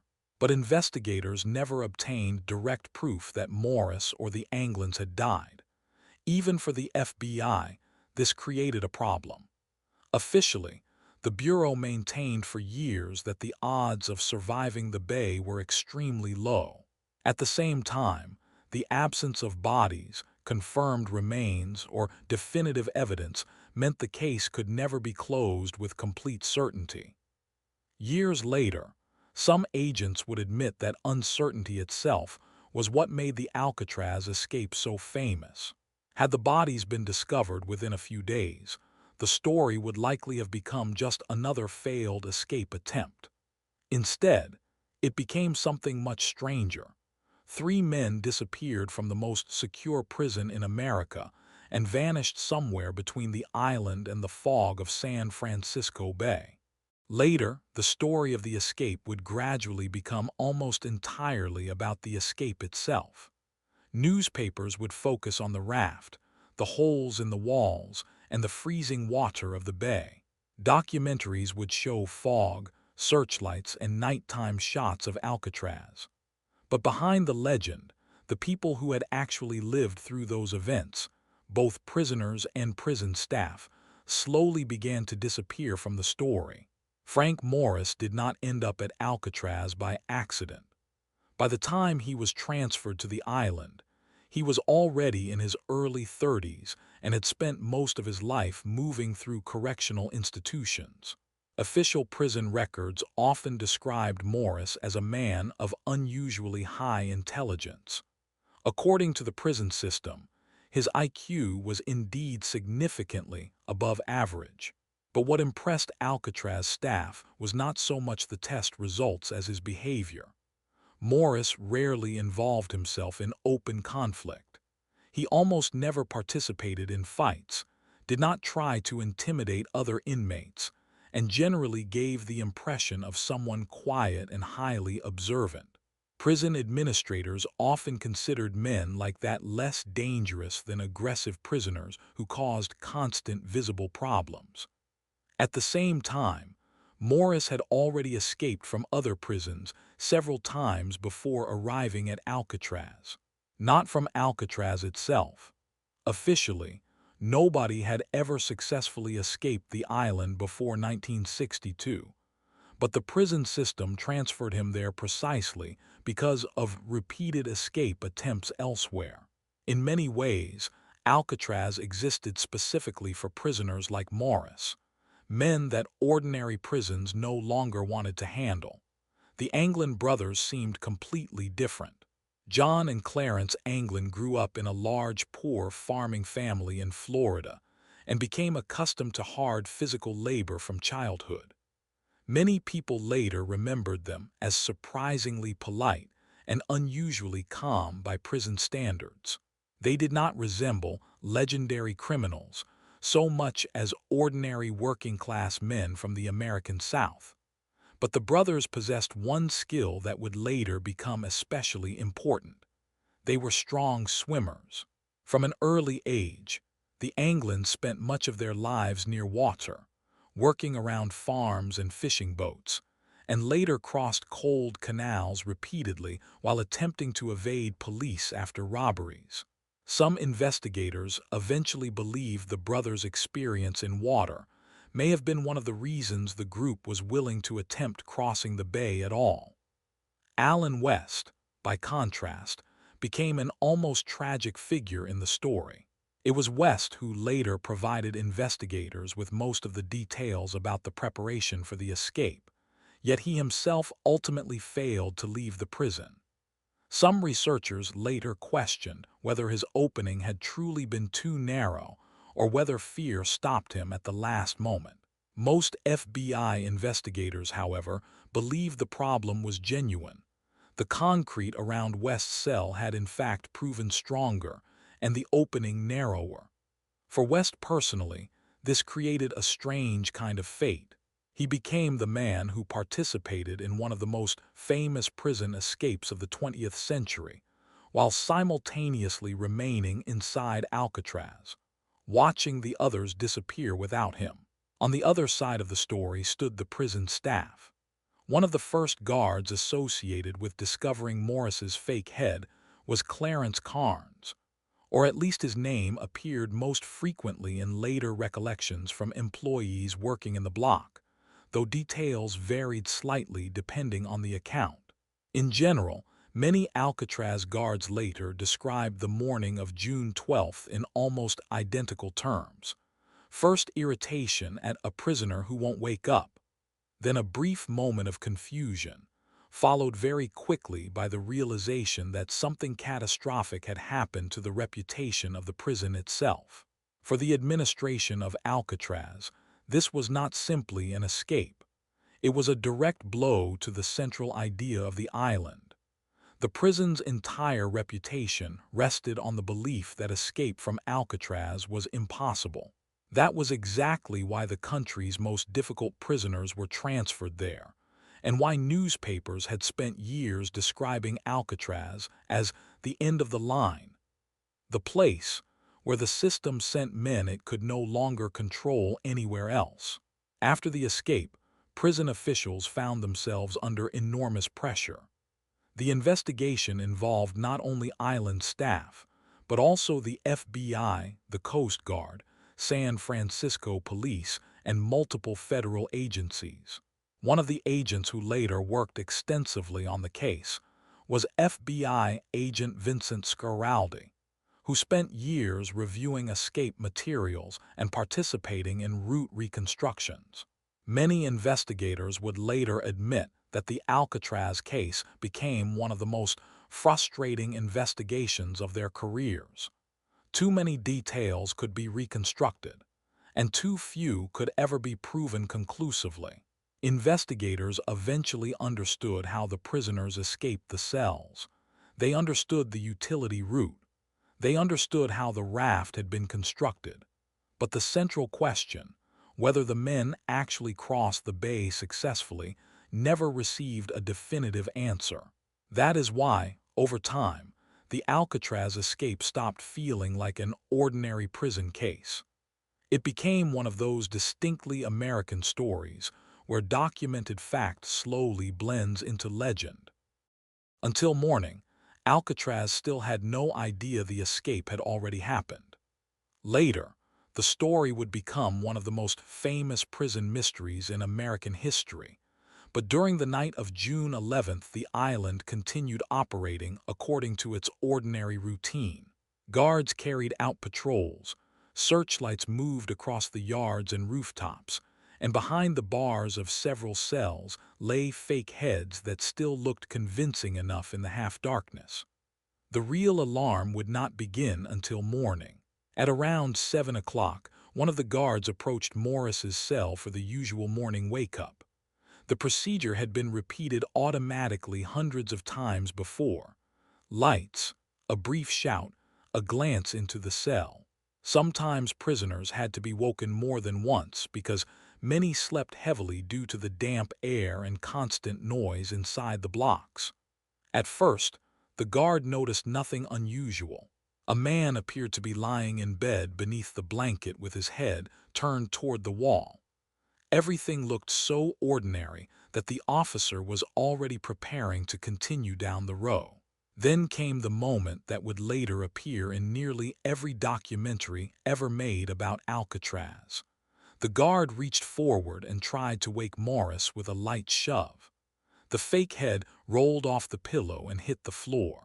For several seconds, the officer simply stared downward, not fully understanding what he was looking at. The head looked both realistic and absurd at the same time. Papier-mâché, flesh-colored paint, and real human hair taken from the prison barbershop. Years later, some staff members admitted this was the image that stayed with them most vividly. Not the escape itself, but the almost theatrical moment when the prison system suddenly realized it had been deceived for months. The alarm spread across the island almost immediately. Guards rushed to inspect the remaining cells in the block, and very quickly it became clear that Morris was gone. The Anglin brothers were gone as well. Alan West, meanwhile, remained inside the prison and began describing the openings in the walls, the utility corridor, and the raft. West would later become the primary source of information about the escape. Without his account, investigators would have needed far longer to understand how the prisoners had managed to leave their cells at all. Much of what is known today about the preparation inside Alcatraz comes directly from West's descriptions. The island was quickly locked down. Sirens, sealed corridors, armed officers moving through the prison, all of it happened after the escape, not during it. For the administration of Alcatraz, this became one of the most humiliating aspects of the entire story. The system reacted too late. Investigators quickly discovered the openings behind the ventilation grates. To many staff members, the holes looked almost unbelievable. Behind the cell walls stretched a utility corridor that most guards had never seriously considered as a possible escape route. Inside, officers found spoons, improvised tools, parts from a small homemade drill, and evidence of work that had continued for months. The scale of the preparation shocked nearly everyone involved. Later, the FBI estimated that the prisoners had spent roughly 6 months enlarging the openings. Throughout that time, concrete dust had been gradually removed from the cells or washed away, while cardboard covers disguised to match the walls remained hanging in place, blending into the old concrete almost perfectly. When investigators finally reached the space above the cell block, the complexity of the route became fully apparent. The trail led through the utility corridor toward the roof, and then down toward the shoreline beneath the prison. There they discovered traces of equipment, scraps of rubber material, and signs that something large had indeed been lowered toward the water. By that point, news of the escape had already begun spreading beyond the island. The Coast Guard joined the search around San Francisco Bay. Helicopters appeared overhead. Patrol boats moved through the water around Alcatraz, searching for either the raft itself or the bodies.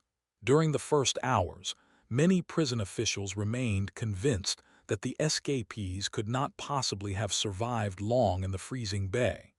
But no bodies were ever found. That was the detail that slowly transformed an ordinary prison break into a legend.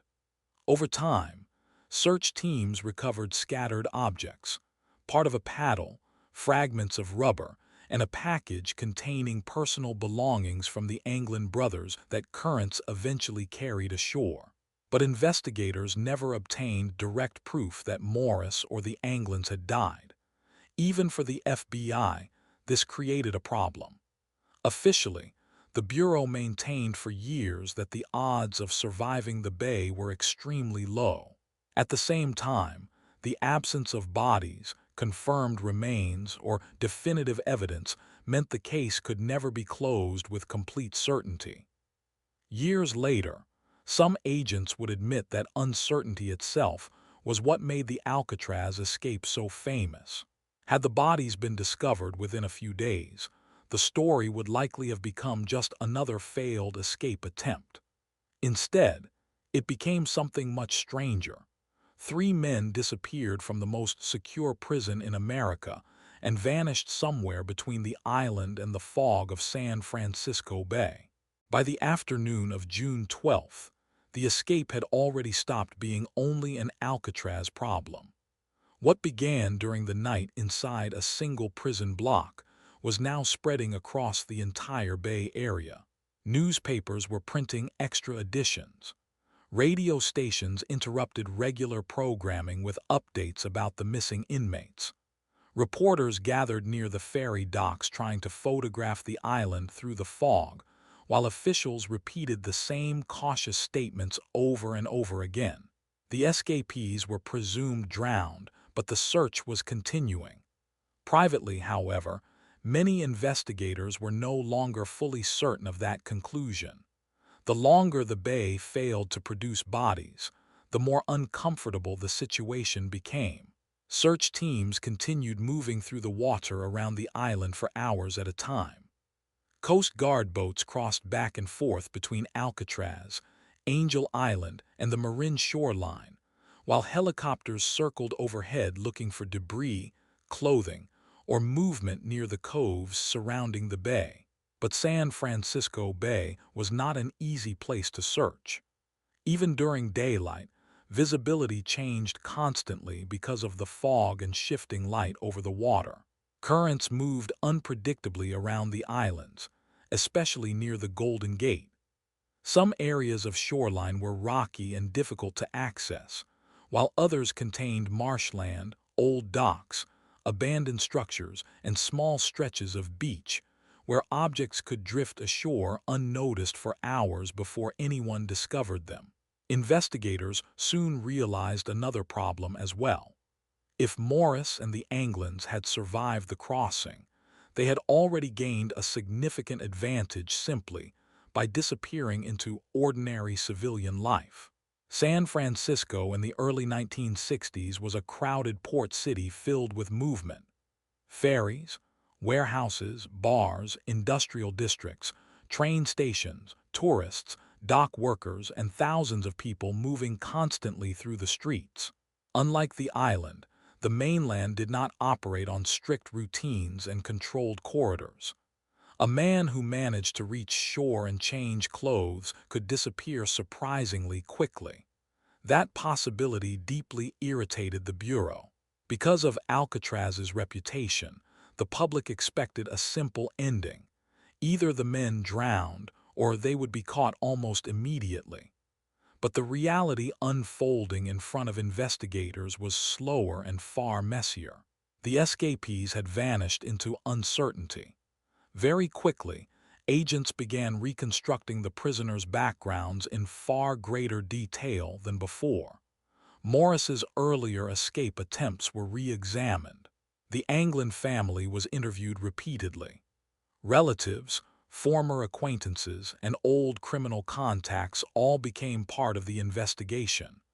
The Anglin family, in particular, attracted enormous attention. John and Clarence came from a large rural family that remained unusually close even after the brothers entered prison. In later years, rumors would circulate constantly that the Anglins secretly contacted relatives after the escape.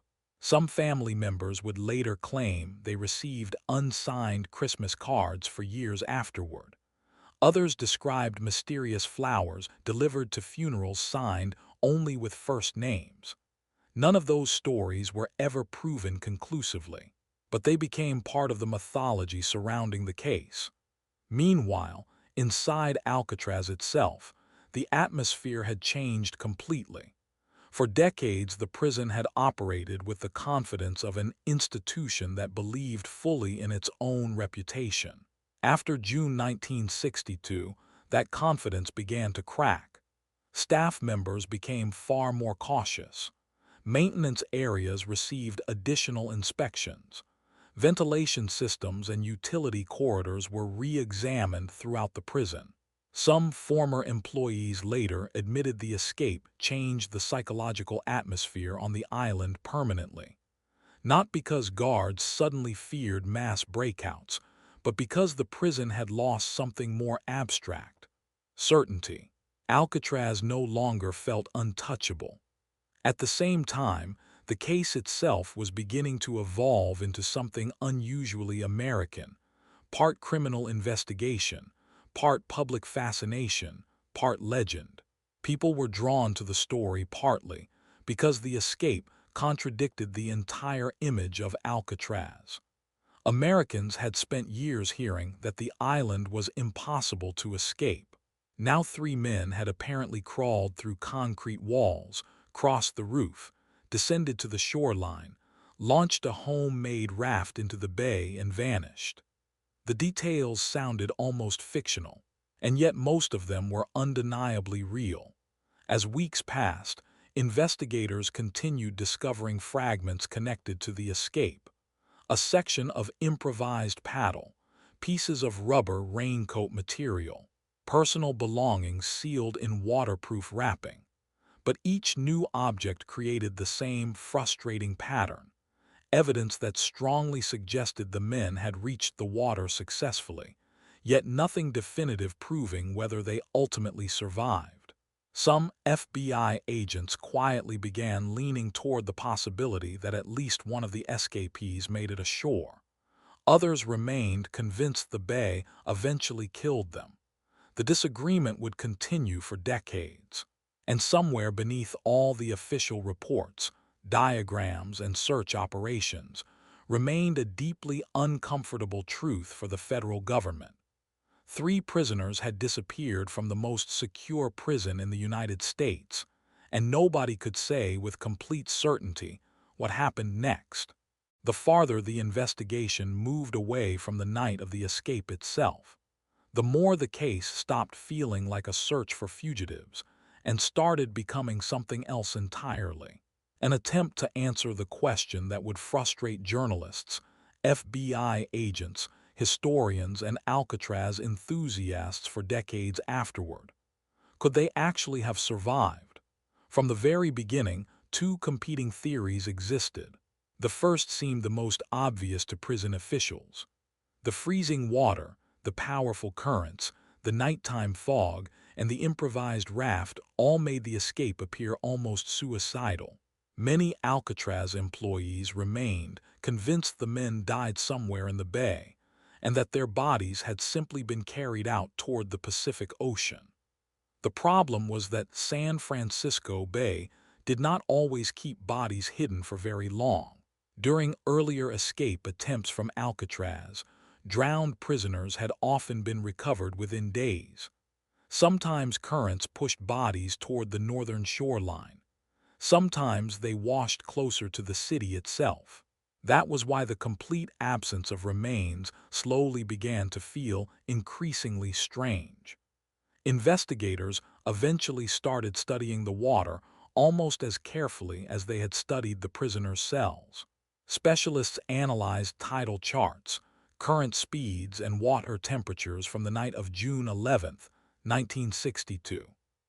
In later years, multiple research groups would conduct their own experiments, reconstructing possible routes, launching test objects into the bay, and even attempting to recreate the crossing under similar conditions. The results constantly contradicted one another. Some experiments suggested the current could easily have carried a small raft toward the open ocean. Others demonstrated that, if the men left at the correct tidal moment, they may realistically have reached Angel Island or parts of the northern shoreline. Gradually, the case began collecting even more rumors and speculation. Around the Anglin family especially, an almost separate mythology emerged. Relatives insisted for years that the brothers might still be alive. Later came stories about mysterious Christmas cards, photographs allegedly showing unknown men in South America, and even claims from people who believed they had recognized one of the brothers decades after the escape. Officially, the FBI treated most of these stories with skepticism. At the same time, the Bureau could never completely ignore them. Part of the reason was the Anglin brothers themselves. Unlike many Alcatraz inmates, they genuinely possessed experience in water. From childhood, they had spent years swimming, working near rivers and boats, and during earlier robberies had already used waterways as escape routes from police. Some investigators later admitted that if any prisoners from Alcatraz physically stood a chance of surviving the crossing, the Anglin brothers seemed among the most likely candidates. Frank Morris presented a more complicated case.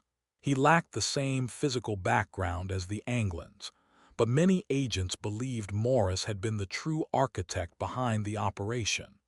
According to the investigation, he was the person who transformed scattered ideas into a disciplined and systematic escape plan. FBI reports repeatedly described him as unusually intelligent, patient, and methodical. That was precisely what made the story so uncomfortable for federal authorities. If the escape inside the prison had been prepared with such extraordinary care, then why assume the crossing of the bay itself had been improvised recklessly? Over time, even the investigation seemed to grow exhausted by the lack of certainty. Search efforts continued for years, but the case gradually shifted into something more archival than active. Eventually, Alcatraz itself would close, officially because maintaining the island had become far too expensive, and the infrastructure was deteriorating badly. The escape of Morris and the Anglins was not the sole reason for the closure, but it undeniably damaged the prison's reputation. The symbol of perfect isolation no longer looked quite so perfect. By the 1970s and 1980s, the escape had fully entered American popular culture. Books, articles, documentaries, interviews with former guards and inmates, all of them kept returning to the same unresolved possibility. What if they actually made it ashore? That uncertainty is ultimately what made the story endure. Most prison escapes reach a clear ending fairly quickly: capture, death, or some documented conclusion. The Alcatraz escape never truly received one. The story simply disappeared into the fog of the bay, leaving behind scattered objects, conflicting testimony, and the unsettling possibility that three men may have slipped out of the most secure prison in America and vanished into the ordinary nighttime life of San Francisco. And perhaps that is still what makes the Alcatraz escape one of the most famous criminal stories of the 20th century. Almost immediately after the escape, the story began developing a life of its own. At first, it still resembled an ordinary federal investigation. Search operations, interrogations, surveillance of relatives, and wanted notices distributed across the country. But the more time passed without bodies, arrests, or definitive proof of death, the more the case transformed into a strange mixture of criminal history, urban legend, and national fascination. Rumors formed especially quickly around the Anglin family. John and Clarence came from a very large family raised in rural Florida during the Great Depression.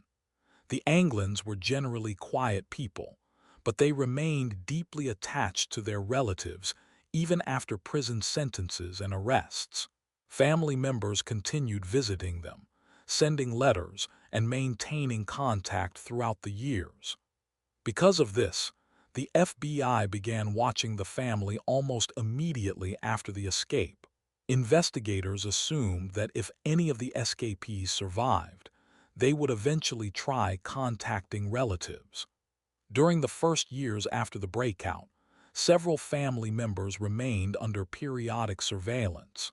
Agents monitored mail, paid attention to unusual phone calls, and looked for suspicious visitors or unexplained travel. But instead of direct evidence, strange small details began appearing. Years later, some relatives claimed they continued receiving Christmas cards without return addresses. The signatures were brief or sometimes missing entirely. Officially, none of the cards could ever be conclusively connected to the Anglin brothers, but within the family itself, the belief slowly grew stronger that at least one of them might still be alive. Another story would later become almost part of American folklore surrounding Alcatraz. When the Anglin's mother died, some relatives claimed that two unusually tall women wearing makeup and headscarves appeared briefly at the funeral. According to family members, the women stayed apart from the others, barely spoke, and left quickly after the service ended. Later, some relatives became convinced the figures had actually been the Anglin brothers disguised in women's clothing, so they could attend their mother's funeral without being recognized. The FBI treated stories like these cautiously. Part of the problem was that the escape quickly generated an enormous number of rumors, and separating legitimate leads from ordinary human hope became increasingly difficult over time. At the same time, the Bureau never completely dismissed the possibility that the escapees survived. That uncertainty is visible in how long the investigation officially remained open. For decades, the Alcatraz case continued existing within federal files. Periodically, new reports emerged describing possible sightings of Morris or the Anglin brothers in different parts of the United States and even outside the country. South America became one of the most persistent rumors. Beginning in the 1970s, stories circulated suggesting the Anglins may have escaped to Brazil. The theory sounded plausible by the standards of the time. In the American imagination of the mid-20th century, South America had already developed a reputation as a place where people could disappear under new identities and begin different lives. Eventually, journalists and independent investigators traveled there themselves. Some claimed to encounter men who physically resembled the brothers. Others described older Americans living quietly under assumed names in rural parts of Brazil. But almost every one of those investigations ended the same way. Too little evidence and too much desire to believe the mystery had a dramatic answer.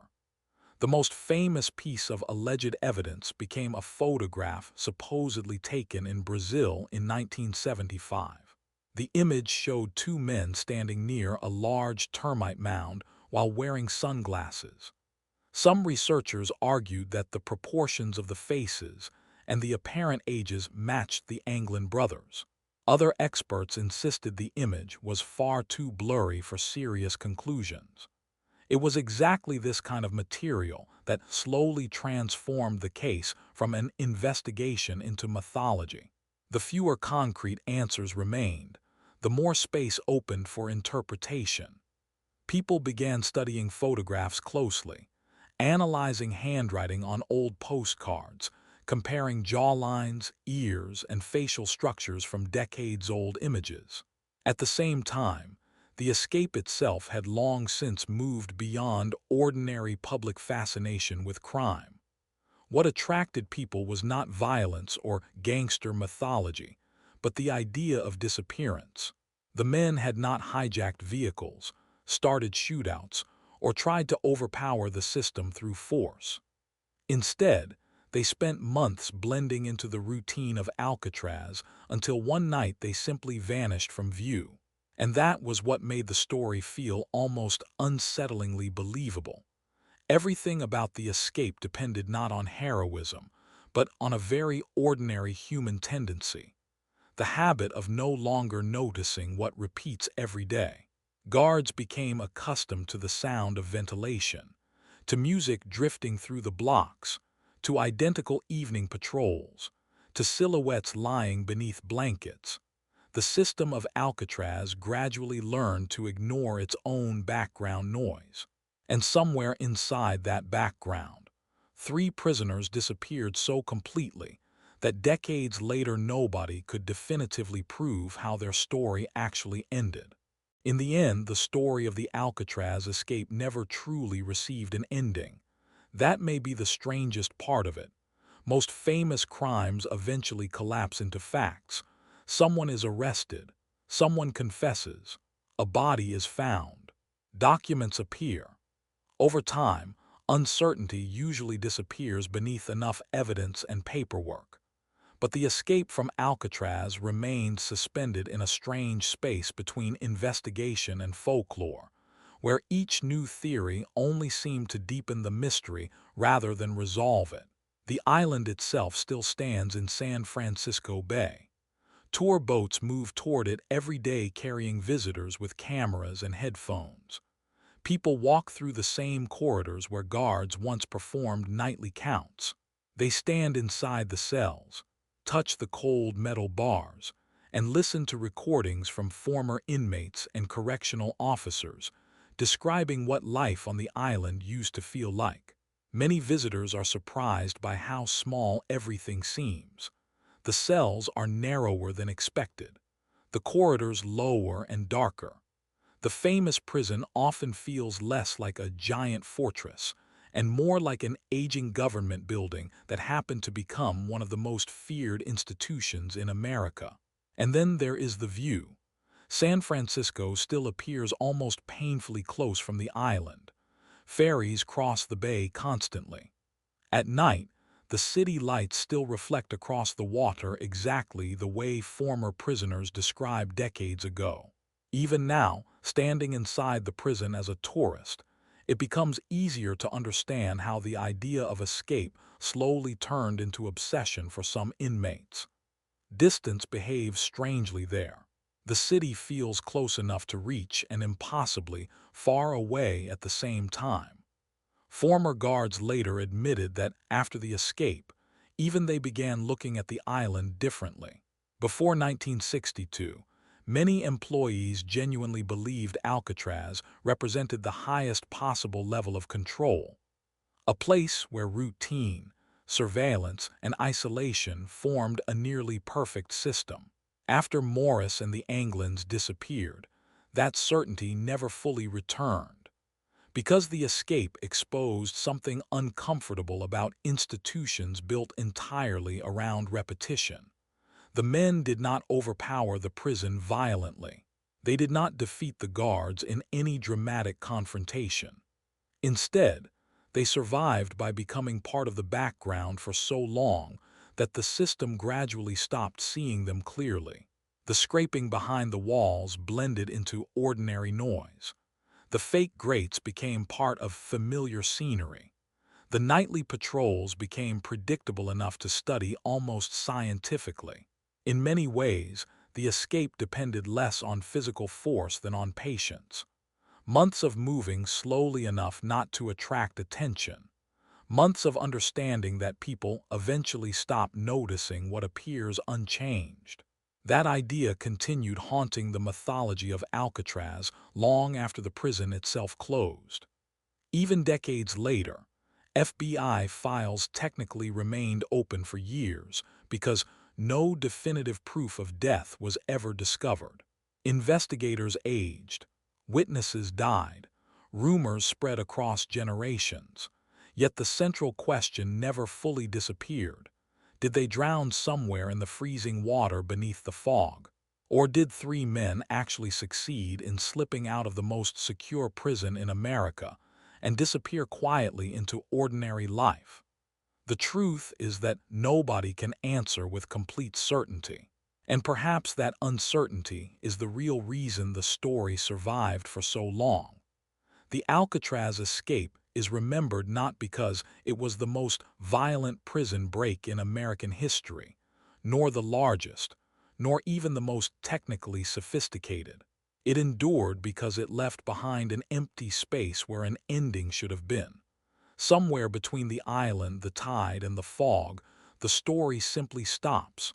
The men vanish into darkness. The raft disappears into the bay. The searchlights continue moving across the water long after nobody remains there to see them. And by morning, Alcatraz is still standing exactly where it always stood, cold, damp, and surrounded by the same restless water, except now carrying a mystery that would outlive the prison itself.